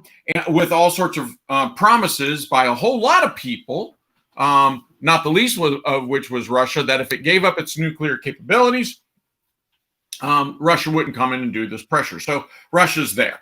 So, I mean, I'm just saying that that's not a horrible analogy that you gave. And when we think about it, would we say, okay, you know, here we are in America, are we ready to give up the Southwest of the United States of America? And I think the answer would be a resounding no, we're not. Would we, to Bruce's point, would we negotiate that and say, well, hold on now, all the Hispanic-speaking people, all the people who identify as Mexican or whatever, can we let them reunite with Mexico? Well, yeah, okay. I mean, maybe we can talk about that. That sounds pretty reasonable. You know, that's a reasonable request. That's not actually what's going on. That's the pretense that Putin is in, the Putin regime is in. It's just a pretense. The fact is, as Bruce said, they want the terrain. They want Ukraine back. They see it as theirs. It is a wheat producer. It is, you know, tactical, strategic space. That's what they want. And they're the bad guys here, right? They're the bad guys. They're the invaders. But my comments earlier are, I've always been worried about painting them in a corner. And now we're going, they've got 130,000 casualties in 12 months of fighting. 130,000. Dude, and Ukraine isn't much farther behind them. I saw somebody say, well, how many of the 110,000 are actually military? That's a fair point. Of the 110,000 Ukrainian casualties, I'm told something in the nature of 70 to 80,000 are actually military. The rest of that is civilian, which is tragic, right? It's friggin' tragic, but it's still a loss of life. And the point still stands that even if you go 2-1, Russia will win this game. Even if you go 3-1 for military, Russia will win this game, and they'll win this game handily. And so this is my problem, is I'm like, God dang, we're pushing them into a corner where they can use conventional or non-conventional weapons to win this. Russia still has that option, right? To just go, you know, ballistic, like really go all in. Here's the thing, Brent and Bruce, and for the rest of this panel, when you have 130,000 casualties, you have 130,000 mothers, 130,000 fathers, 130,000 brothers and sisters and cousins and best friends who have all just lost, or, you know, somebody, or it's been maimed, or whatever the case is. And those people become enraged. Yes, there's always, and we'll stick the microphone, the news microphone, right in front of the one that says, I lost my son and I'm against this war. But the reality is most people are going to say, I lost my son and I want to see Ukraine burn. So it really further substantiates, in some sense, or at least we have to recognize the potential that this further substantiates Putin's hold, his regime's hold on Russia. And I think that's my biggest concern. I don't want to sound pro-Russia, guys. Russia is the aggressor here. Russia is the bad guy here. Russia needs to lose. It's been going on for a year, and Russia's lost so much. They're all in at this point, as far as I can tell. And that's my concern. Doc, I want to push back a little bit on that. You Okay. offered criticism for the attitude that Russia is a paper tiger, and I wouldn't go so far as to call them a paper tiger, but I do have a question for you. Mhm. Why haven't we seen the steamroll? It's the fourth largest military in the global power index, according to the global power index. I'll grant you they made some progress in the East, but where's the sledgehammer? Yeah, I think, okay, so there's several things. One, they thought that they could win this a la 2014, meaning they thought they could win this, that they would be embraced. We all know that. I think, at least I think most of us recognize that back a year ago, they thought that they would roll in and that the vast majority of Ukrainians would embrace them as liberators. Clearly, that didn't go right. They made a whole lot of very poor operational, strategic, and tactical decisions. I just don't think it went well for them. Now, when you say, why haven't they escalated it? I think that the answer is right in the question. The word is escalation. If Putin, and this is what I hope he's considering, but as Pang says, Putin and Xi don't think the same way we think, meaning they don't have the same fears. They're totalitarians, right? But if Putin and Xi are nervous, scared, reluctant to expand this war because it might just go global, then I think the writing's on the wall. They will lose a global campaign. They will lose a global campaign, and they'll lose everything. So I think that they know they've got to play it just right. And like Putin knows, I've got to put just enough pressure on to win, but not overplay it where it spills into NATO. So that's the magic dance he has to have. And I hope, it's my hope every night, as I say my prayers, that calmer voices will whisper in his ear and say, hey, that's too delicate of a balance. Let's just, cut our losses and leave now. That's what I want to happen. I think that's what we all want to happen. Is that happening? Let's look at our own Iraq war, right? Look at the surge. What was that, 2006, 2007? So like 4 years after we initially went in, we surged troops. 4 years after, I mean, at some point you make it to a point where it's like, hey, we're all in. It don't matter how long it fucking takes. And if it's true that the Russians have lost up to 50,000 plus casualties, well, guys, we're talking Vietnam War numbers there. And if you're a much larger military than the Ukrainian military, I mean, if I were Putin, I'd say, fuck it, let's go. The longer we wait, the more high-tech weapon systems they're getting from NATO.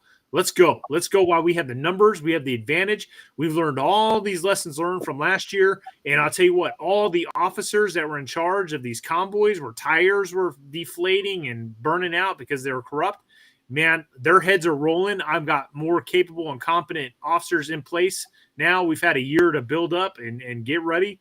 We're moving. Let's go. Let's do this. I'm looking at the dude that rides horseback barefoot and then lets those pictures leak into the news. Like, if I can read this guy, you better believe they're getting ready to drop the hammer. So, well, and I'll point out what you just said. You say, wow, they're losing Vietnam levels of casualties. Yeah, Vietnam was 9 years. Guys, they're losing, if it's correct that they've lost 130 casualties, I want to be clear, casualties doesn't mean dead, okay? It means wounded, captured, and dead. If they've lost 130 casualties in 12 months, you can do the math and go, my God, that's around 11,000 casualties per month. Start figuring out what that is per day, right? And you go, wow, we lost that in Vietnam. We fought for 9 years in Vietnam, not 12 months, not 1 year, but 9 years. So you start to think, when was the last time the world saw casualties on this level sustained for such a long time? And I'd have to think it's back to World War II, you know? Iran-Iraq war. Saddam lost 100,000 in a day. Really? Okay. But we're still talking a minute, aren't we? We're still talking a minute. And I'll also say, while Iran and Iraq are no slouch, when you think about their natural resources, the resources in, population and military hardware, the fact is it's not Russia. So this is a great comment by BFA Mac, because this is where I'm going to give the Ukrainians a lot of credit. When we did our first live stream when the invasion started, I had criticized the Ukrainians to say their order of battle had not changed. It was still old Soviet era equipment that was at least 30 years old at its newest. They had done no upgrades. But clearly since 2014, the Ukrainians trained, and they're outnumbered massively, and they're having results all out of proportion to their force. The only historical example where I can think things were more imbalanced were when Rhodesia fought its invasions by the various groups like Zanula and Zipra. I can't think of any more imbalanced type of thing where the outcome was so in favor of the defender. So the training will be a factor. This is where Putin's got to make his move. He's got no new equipment. The T-14 is a joke. And even if he has them, he's got dozens. The Su-57 fighter that's supposed to be the greatest thing in the sky, he's got 2. He's got to rely on all this old equipment. And his training pipeline wasn't that good to start with, as we saw by the invasion. The Ukrainians are getting trained in NATO nations. The British are very vocal about training them up and saying that they spend about 3 months training Ukrainian troops. Yep. Wow, that's full U.S. Marine boot camp. That's longer than U.S. Army boot camp. So they're getting some quality training. What are those recruits going to do? Well, they're going to form good units, or they're going to be filtered into the units to become the NCOs that are needed. The Ukrainians have clearly built an NCO corps. And if they've got an NCO corps they're building, then they're building their logistics trains. So Putin doesn't have a lot of time because the Russian army is not doing that. Why? The Russian army has never done that. Even in the Second World War, when they drove the Germans out of their own territory, they did it with massive amounts of American and British equipment. He's not getting that from the Chinese. He's not getting that from the North Koreans. Yes, the Iranians are giving him crap, but in the scheme of things, it ain't much. If the Ukrainians have the time to master the Leopard tank, if they can master the M1 tank, the pressure on NATO nations to go from giving dozens to hundreds will be there. And the tanks exist to give. Like, for example, the Germans. Right now they have 325 active Leopard 2 tanks, but they have thousands in reserve. In the United States, look at all the M1s we have sitting out in the desert. We can tip the balance too. Putin's got about a year to get this done. If he doesn't get it done in a year, he's doomed. Well, I'm going to chime in and say that Russia's got about a month to get it done. I got a friend that was from Estonia. He was in the SS Viking division in this same territory in Ukraine in the Kherson pocket. And he said personally that he would sat many times, and as the Russians approached the German positions, the German machine gun barrels would overheat, and the first thing that would happen is the machine gunners would start falling back. And when the machine gunners started falling back, then the riflemen started getting real antsy. Should we be falling back too? And there were many times that although they had a 10-to-1, a 20-to-1 kill ratio on the Russians, if you've got a 20-to-1 kill ratio on the Russians and the Russians have 21 men there, you're now on a 1-to-1 footing. And he dealt with that many times. And I think that this is a lot of the point that Les is making and Brent was making, that the Russians have the manpower. does the technology that we, NATO, are providing to Ukraine make up for that manpower? That's the question. And All right, the so Russians have about a month. The winter will be over in March, the Ukrainian winter. Russians have about a month to make an attack on Ukraine and renew their offensive and push and keep pushing and not stop. They can't stop. They must take whatever it is that they feel that they need in order to bring the Ukrainians to the peace table, to do two things: to give the Russians the land that they want, which is going to include Crimea, the Donbass, everything that they need to move from by land from Russia all the way down to Crimea. There's other problems that Russians are having to deal with.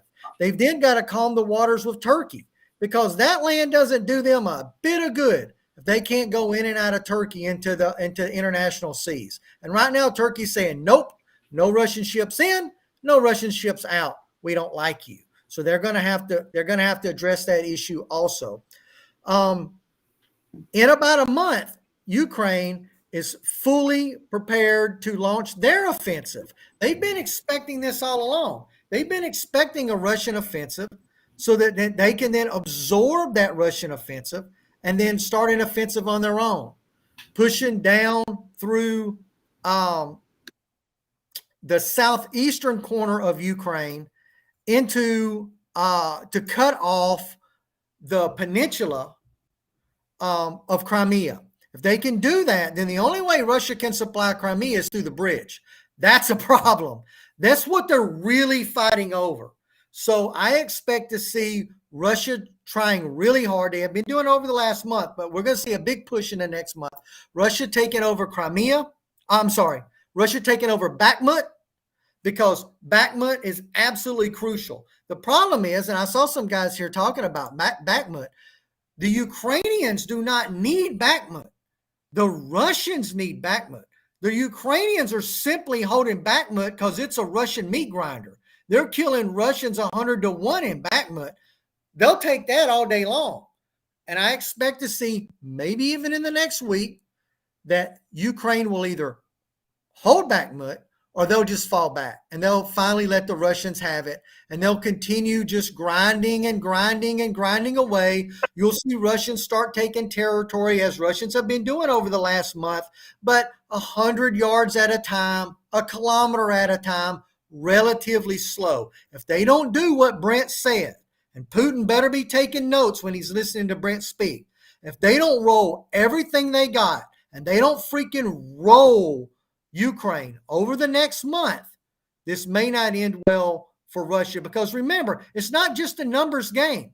They lost Afghanistan with far less losses than they've already had in Ukraine. Eventually, the moms, the uncles, the sisters go, quit sending our sons, our brothers, our cousins home in body bags. Quit sending them missing limbs and eyes. That's terrible for every country. And Russia is more weak on that than ever before, just like we, the United States, are, because of communication in Russia.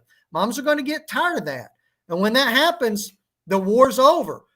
Putin's not going to give up control of Russia ever. That's not what he wants to do. He's got to keep the Russian people happy. There's an envelope to win this war. There's an unknown number of troops that can be lost to win this war. But when you reach it, it's up. We learned that in Vietnam.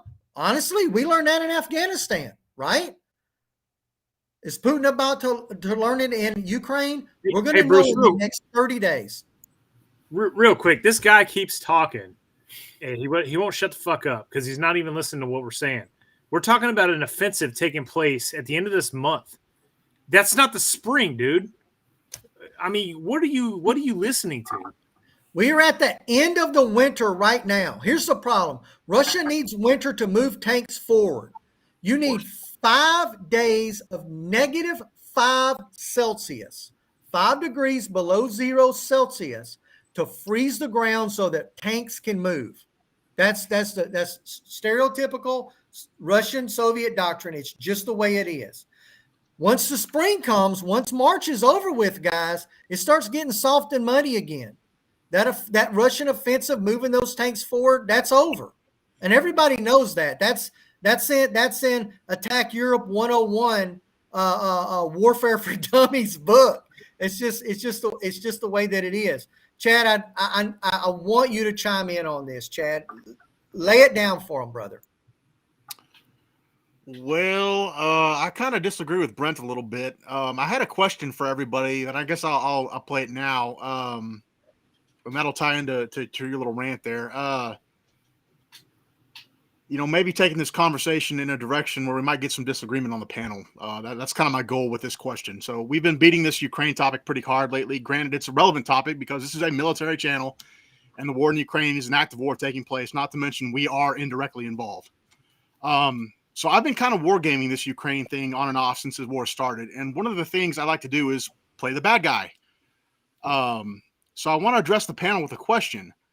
What would you do if you were Putin right now? Now, Brent already answered this, and I disagree with Brent on this, and I can get to that in a minute. But would you continue the war as is? Would you continue throwing men, munitions, and equipment to make small gains like you were talking about, Bruce? I agree 100% with you that Russia's these gains are not very much. Would you take an operational pause, unfuck the military, and continue later, or would you just plant the flag and call a ceasefire? So I'm hoping to get some interesting takes from everybody here. And I've obviously got my own take, but I open the question to the panel before I go. I want to jump in because I think there's two possibilities here. One is the one I said earlier. Putin goes all in. He's a tough guy, right? He wants unconditional freaking victory. And that's the way to do it. Just fucking steamroll in with everything you got. Go all in. Battle the bullet style. Or the second possibility, before I even heard about the possibility of a second Russian offensive, I heard about a Ukrainian offensive, right? So what better way, if you're playing defense, than to say, hey, we're building up all these forces behind us, getting ready to launch this mass offensive. Well, now the Ukrainians who are going to launch an offensive of their own are saying, oh, crap, maybe we shouldn't do that. Maybe we should dig in and get ready for this massive Russian offensive that's going to happen. But then it doesn't, right? So that's a possibility too. I'm gonna go with option A. I think Vladimir Putin he's a gambler. All right, he already tried to invade Ukraine once.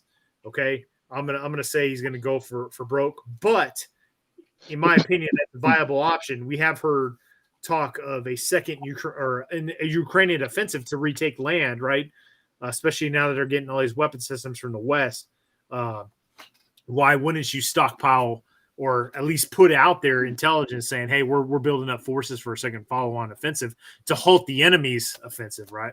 So, I don't know. Is Ukraine even ready to launch an offensive?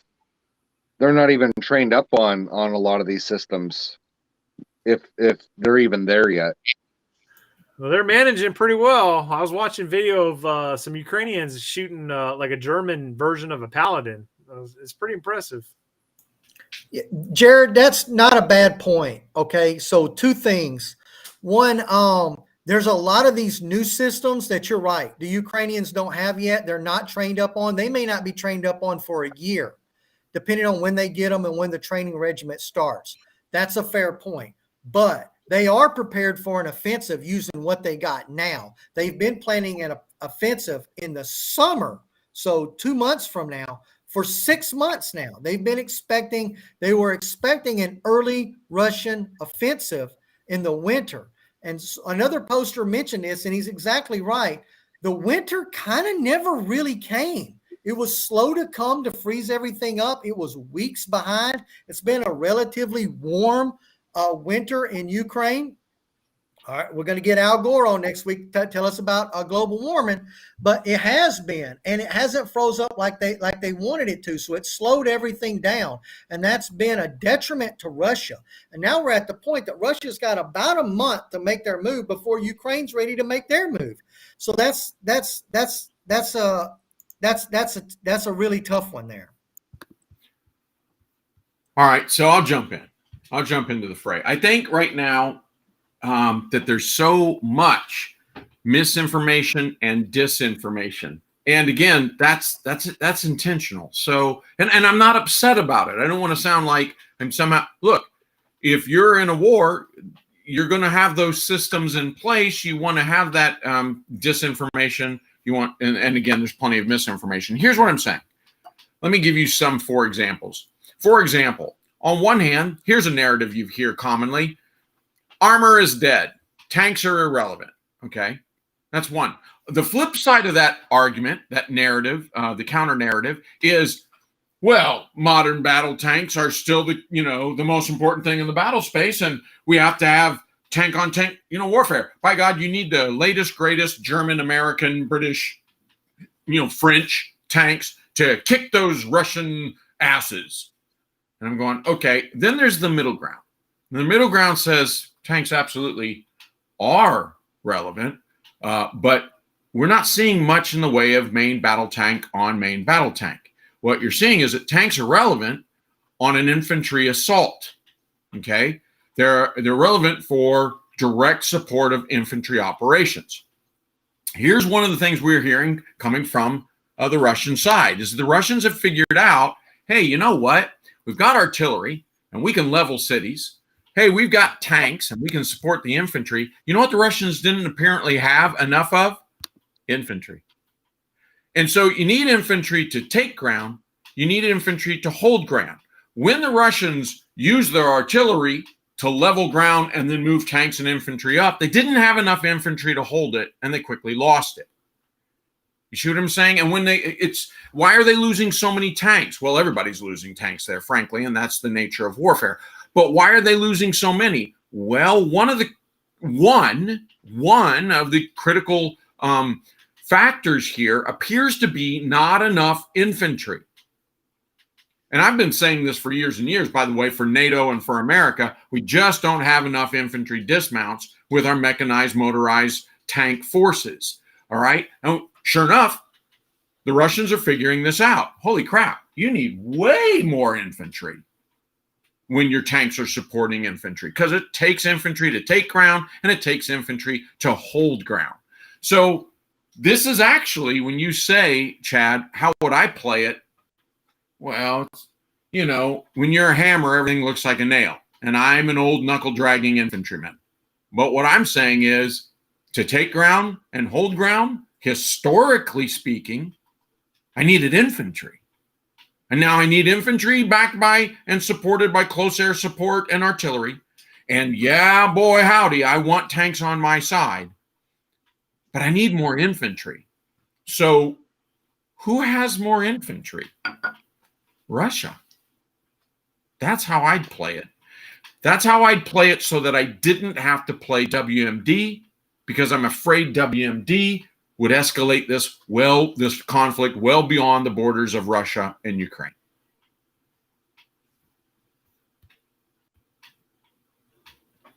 That's just going back to what I was saying. Like, at what point, nobody's going to invade Russia, right? They could pull troops from Siberia and, Eastern Russia to put on the Ukrainian border. If they want to go all in, guys, they can do it. And it ain't going to be pretty for Ukraine. And I want to also talk, since you said that, Brent, we pointed out that, the Soviets left Afghanistan. The Soviets left Afghanistan not because mothers were angry. They don't have representative government. The Soviet Union did not. An angry mother comes up and starts telling off the government. She just disappeared for 18 months. Okay, so no, let's not get into that narrative. That's simply not true. The Soviets left Afghanistan, one, because they saw the writing on the wall, and two, because it was so damned expensive and their financial coffers were dwindling. We know this because that's essentially the death knell of the Soviet Union, right? Okay, so they leave Afghanistan. But we're pretending that, Russia, no longer the Soviets, but Russia must be a democratic republic like America. And therefore, when America lost these kind of numbers, why the kids went out and protested, because that's allowed here. And they shut down, the government, and by golly, the government withdrew. And that's a true story here in America, because we have representative government and because our politicians are cowardly and corrupt. Oligarchies run Russia. I don't think oligarchies give a flying damn about crying mothers. So, I think what the oligarchies care about is money. And maybe that will persuade. Maybe that's the way you get leverage against Russia, right? But you're expecting 130,000 casualties to piss off the oligarchies and have them go, okay, I give up. I'm not buying that. You're probably right, Doc. Chad asked, what would I do? At this point, if I'm Putin, what do I have to have? I have to have the Crimea. I have to have it. The Ukrainians are clearly conducting shaping operations. That's the focus of when their offensive comes. To both sides, Luhansk and Donetsk, it's a side thing. Russia can afford to lose it. Ukrainians will give it up if they get Crimea in exchange. If I'm Putin, there's only so many ways into Crimea from the land. And while Putin doesn't have a navy in the Black Sea anymore because he lost it to a nation who doesn't have a navy, that's key. Ukraine doesn't have a navy. So if I'm Putin, I turn the Crimea into a fortress, an impenetrable fortress that the Ukrainians just have to get the message. They're not getting it back. He can go home to tell everybody, I got my pearl. And that's what I do. And then I engage in commerce war against the Ukrainians, because the Ukrainians' big export is their wheat. And the best way you move wheat is in boats. And I shut the Black Sea down. Now, I've just said he's lost his navy, and he has. But he can dominate that sea via aircraft that can kill planes from the sky. We remember the Iran-Iraq tanker war and what that did. So that's what I do if I'm Putin. I take the Crimea, I hold it, and then engage in commerce war against the Ukrainians. All right, guys. Hey, we're a few minutes till 2-hour mark. So I'm going to start going around the horn. Final thoughts, both topics. And then if you have our YouTube channel, give your update on your YouTube channel and plug it. So going around, starting with the old Chad. You got it, brother. All right. So I'm going to keep this short and sweet. I think the panel has basically come to a consensus as far as the balloon issue goes. Next balloon needs to come down as soon as it's detected. We don't need the Chicoms monitoring our terrain, much less our radio signals, as Pang alluded to, or whatever else they can get a hold of. So I will, though it's late, I will give the Biden administration its due that it finally did decide to do the right thing. As for Ukraine, I still don't think much is going to change there. Ukraine will continue to resist. And I still don't see Russia committing more forces to this. It's already been a disaster for them. I'm not really sure this offensive is going to manifest. I may be wrong. I was wrong about the invasion of Ukraine to begin with, so I'll be happy to come back later and say I was wrong with this.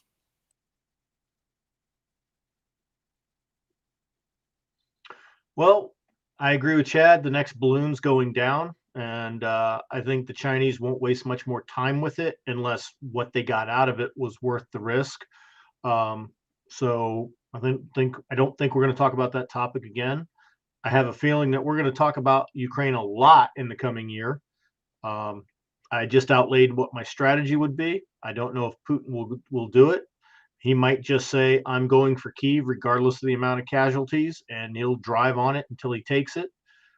Just like taking Berlin in the Second World War. I don't know what he's going to do.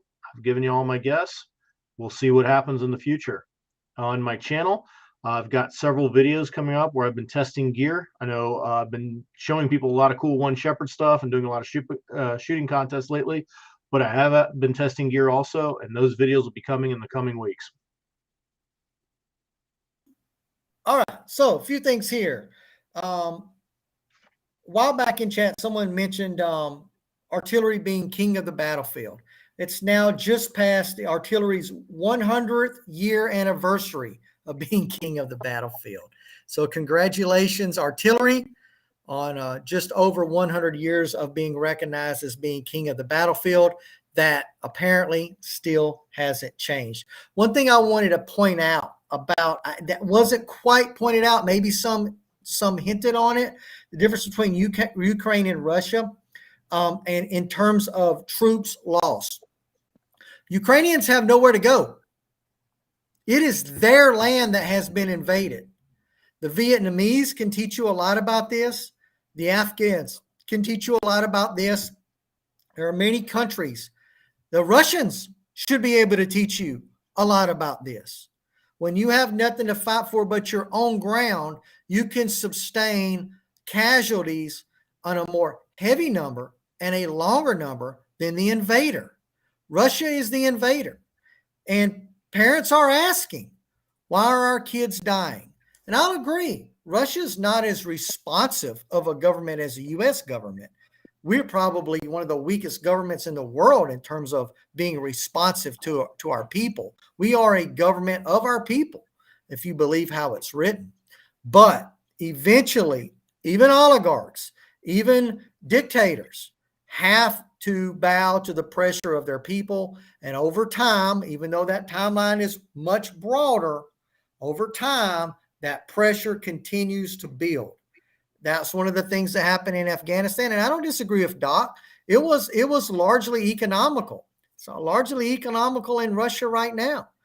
And one last point that I'll make about Russia is that they're not sending their very best into Ukraine. They don't have a lot of their very best. And do they really want to lose their very best? How many times have you guys commented? How many times have you guys said, U.S., stop sending your equipment into Ukraine because our stocks are getting low here in the U.S.? The exact same is happening in Russia. Russia doesn't want to have its stocks low because of a war going in Ukraine where it makes itself vulnerable to NATO or any other country for that matter that may want to take advantage of a weak military within Russia. And that's the dilemma that they're facing right now. So just giving you guys some food for thought. I hope that you guys enjoyed the stream. I know I had a good time. Hey, it was a great stream. A lot of comments. I think the interaction was really good. And I'm really looking forward to revisiting this a month from now and seeing if things have significantly changed or not, because I think that there is a change on the horizon. All right, I'll try to keep it as short as I can here. As far as the balloon thing goes, I don't think we'll ever hear of another balloon coming in, and we won't ever hear of one being shot down because they won't tell us anything. And then as far as Ukraine goes, I think we really need to keep our eye on Belarus and see what's going to happen there. Like I said before, they are just a pawn of Putin, and I think he's gonna use them. He's going to force them into this somehow and bring another country into it. You go for it. Okay, cool. On the first topic, in terms of the spy balloon, yes, I do believe there's not going to be any more air balloon coming in just for the name of reconnaissance. Why? Because, well, it's going to get shot down. It's not going to get recovered, although they're cheap, and I can get it really cheap from Alibaba with the basic equipment to gather the intel I can gather. But we've already seen we could launch them from here. That's true. Okay. Got me. Yeah, but it's going to be in the same fashion of the first one. Then what's the point? If the first one already travels throughout the entire lower 48, then it does its job. What's the point? We get to see an F-22 shoot down our balloon. That's true. All right. But on the other hand, remember propaganda. The Chinese government is not going to tell its citizen, hey, our reconnaissance balloon got shot down by the U.S. military when we were attempting to collect information on their military and their intel. Rather, Xi Jinping can twist this around and say, look at the flight path we achieved. From central China to Japan, South Korea, through the entire territory under surveillance by NORAD, crossed the entire lower 48, and only got shot down or malfunctioned on the east coast of the United States. Great achievement. Don't have to do that again. I've proved I am capable. Even with a small balloon, your air defense is weak. Because that could be far from the truth, but that's what I'm going to tell my people. Who's going to say I'm wrong? That's point number one. Number two, in terms of Russia, since I'm from China, sadly, let me just put on the hat and say I'm pudding right now for the next 3 minutes. Okay. I've already started the second mobilization for conscript. First one is 300,000. Second one, 150,000. Yeah, I can add on to that number because who am I kidding? The entire Duma is in my pocket. Every single oligarchy in my pocket. If you're not, I'll put you in jail and remind you, if I die, you're going to lose everything you have in Russia. So you better be on my side. And it's more beneficial for you to be on my side. Who cares about the casualty? It's not your son. And I'm not going to send your son, I promise you. Mm-hmm. And your families will be safe, very safe, right? Your interests will be protected. But I want you and your politician and your contribution to support me on this war. Yeah. Same as any kingdom in China before, like the last time we talked about. If I win, everyone will be happy, including you, including the one that actually make the sacrifice, because at least they can tell themselves or convince themselves, hey, we did something. At least we achieved something. For Russia, who cares? My son's sacrifice didn't die in vain. On the other hand, if I lose the war or say, I'm out, this is not profitable. Yes, it's logical. It's not profitable. We're not fighting anymore. Let's retreat. Same thing happened after Afghanistan for Soviet Union. Yeah. No one believes this regime anymore. Yeah. You're not winning. Regime change. Yeah, you don't represent us because we don't see you as a strong regime anymore. Agreed. Yeah. And you know that oligarchy and control of the Duma, this goes all the way back to the czars. Yeah. So, yeah, I agree. Yeah. So if that happens, the oligarchy will possibly get rid of Putin and put someone else in there that's acting in their interest. So in this case, Putin still got the oligarchy on their side. Yeah. And he can still enforce whatever he wants to enforce to coerce enough people to the front line. Infantry? You need infantry?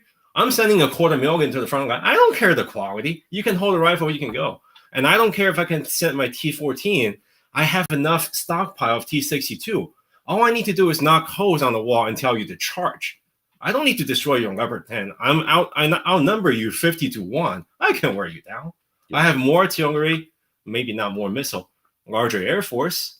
Mm-hmm. I can still strike you and remind you, hey, the war is still happening in Ukraine, not my backyard. Your infrastructure is suffering, not mine. Right. No, I've got nothing. I agree. I think that it can be won conventionally, and that is that middle, that's balancing act. Yeah. One final point is this is the saddest part, which I've seen in my own family, and we will probably see that for the next 10 years in Russia, in China, North Korea, whatever the case might be. People in totalitarian regime, regular people, have a very, very high tolerance for suffering and economic hardship before they decided, you know what, we're done. There's going to be a revolution. It will be a long time for that to come. You want people to go up against Putin?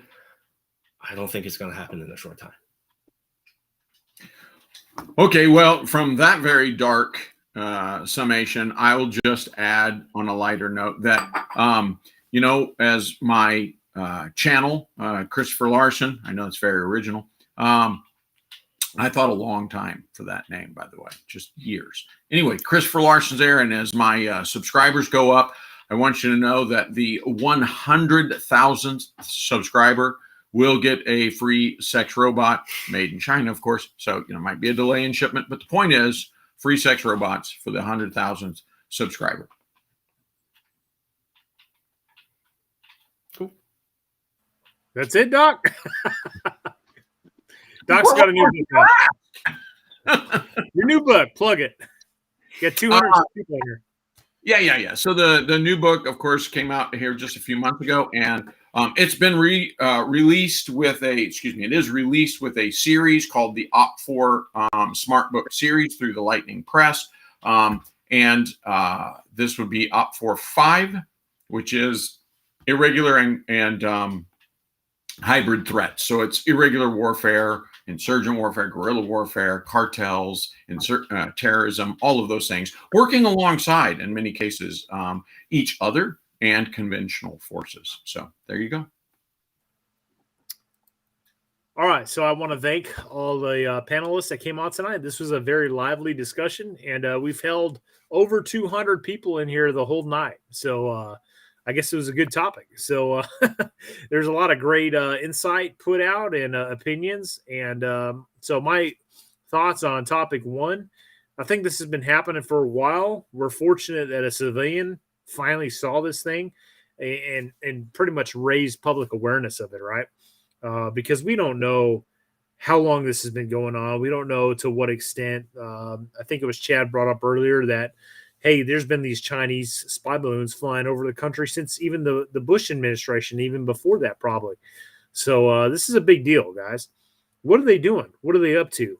I am of the opinion that these spy balloons are primarily probably hovering over the Pacific Ocean to keep an eye on our U.S. Navy, right, and our response and where we're moving and how we operate. Because the end result is, hey, China wants to take Taiwan back. They want to take that island over. They think it's theirs. They think those people are theirs, and they want it. So I feel like this is going to be a flashpoint for us to go to war here sooner than later. And unfortunately, it's a battle that's going to have to be waged. And I feel like the enemy, who is China, the communist freaking country of China, is trying to keep an eye on us. And they're building islands. They're pre-positioning forces. I mean, it's about to get real, guys. I don't know. There's no way to sugarcoat this. Okay. So, yeah, anytime any aviation asset of a hostile nation like the country of China comes into our airspace, we need to blow it the fuck out of the sky. So I hope there was a good reason why we allowed this thing to float across the United States before taking it out. I really do. Topic number two, I made my points already. If I was a betting man and I had to put money on it, I would say there's going to be a second Russian offensive. Again, that's my profiling of Putin. I think he's all in. I think he's at the point of no return. He does not want a stalemate. He wants to go for the win, and we may see this here shortly. If I'm wrong, I'm wrong. So if he's going to play the defensive game, then hey, what better way than to stage forces and make Ukraine think there was going to be this massive offensive? That way it keeps Ukraine from launching their own actual offensive. So either way, it's the ball's in Putin's court right now, and it's going to be interesting to see how this all unfolds. What's going on for my channel? So I just released a video the other day, and it was me interviewing my old company first sergeant from the 2003 Iraq invasion, Sergeant Major Archibald. If you guys are big history buffs, I encourage you to go check that out. Sergeant Major Archibald, who was my company first sergeant during that invasion, kept notes on a day-by-day basis. And we go through that interview, and he pretty much outlines his notes with the aid of some other references and talks about, what we went through day by day during the push into Baghdad during the 2003 Iraq invasion. So, again, if you're a history buff, it's 2 hours long. You might find it interesting. So, also, Jared and I, the SEER challenge put on by Grunt Proof just aired yesterday, and that episode will air every Sunday night. So be sure to check in with that and check that out. It's a good series. The first episode just aired, and both Jared and I absolutely agree. It was awesome. And from what we understand, it's only going to get better. Okay, even though we lived it, we have not seen the episodes. We don't know what they're like and what they look like because Jared has not allowed us to watch those. Right, so literally we're seeing them as you guys are seeing them. So he's doing a fantastic job, and he's told us that as he was worked on these things, they've gotten better and better with every episode. So we'll see how that comes down the pipe. So that's all I got, guys. Do you have any saved rounds from the panel tonight? Chad? Let's go, Brandon. All right, guys. Well, that's it. Thanks for tuning in tonight, and we'll catch you on the next one.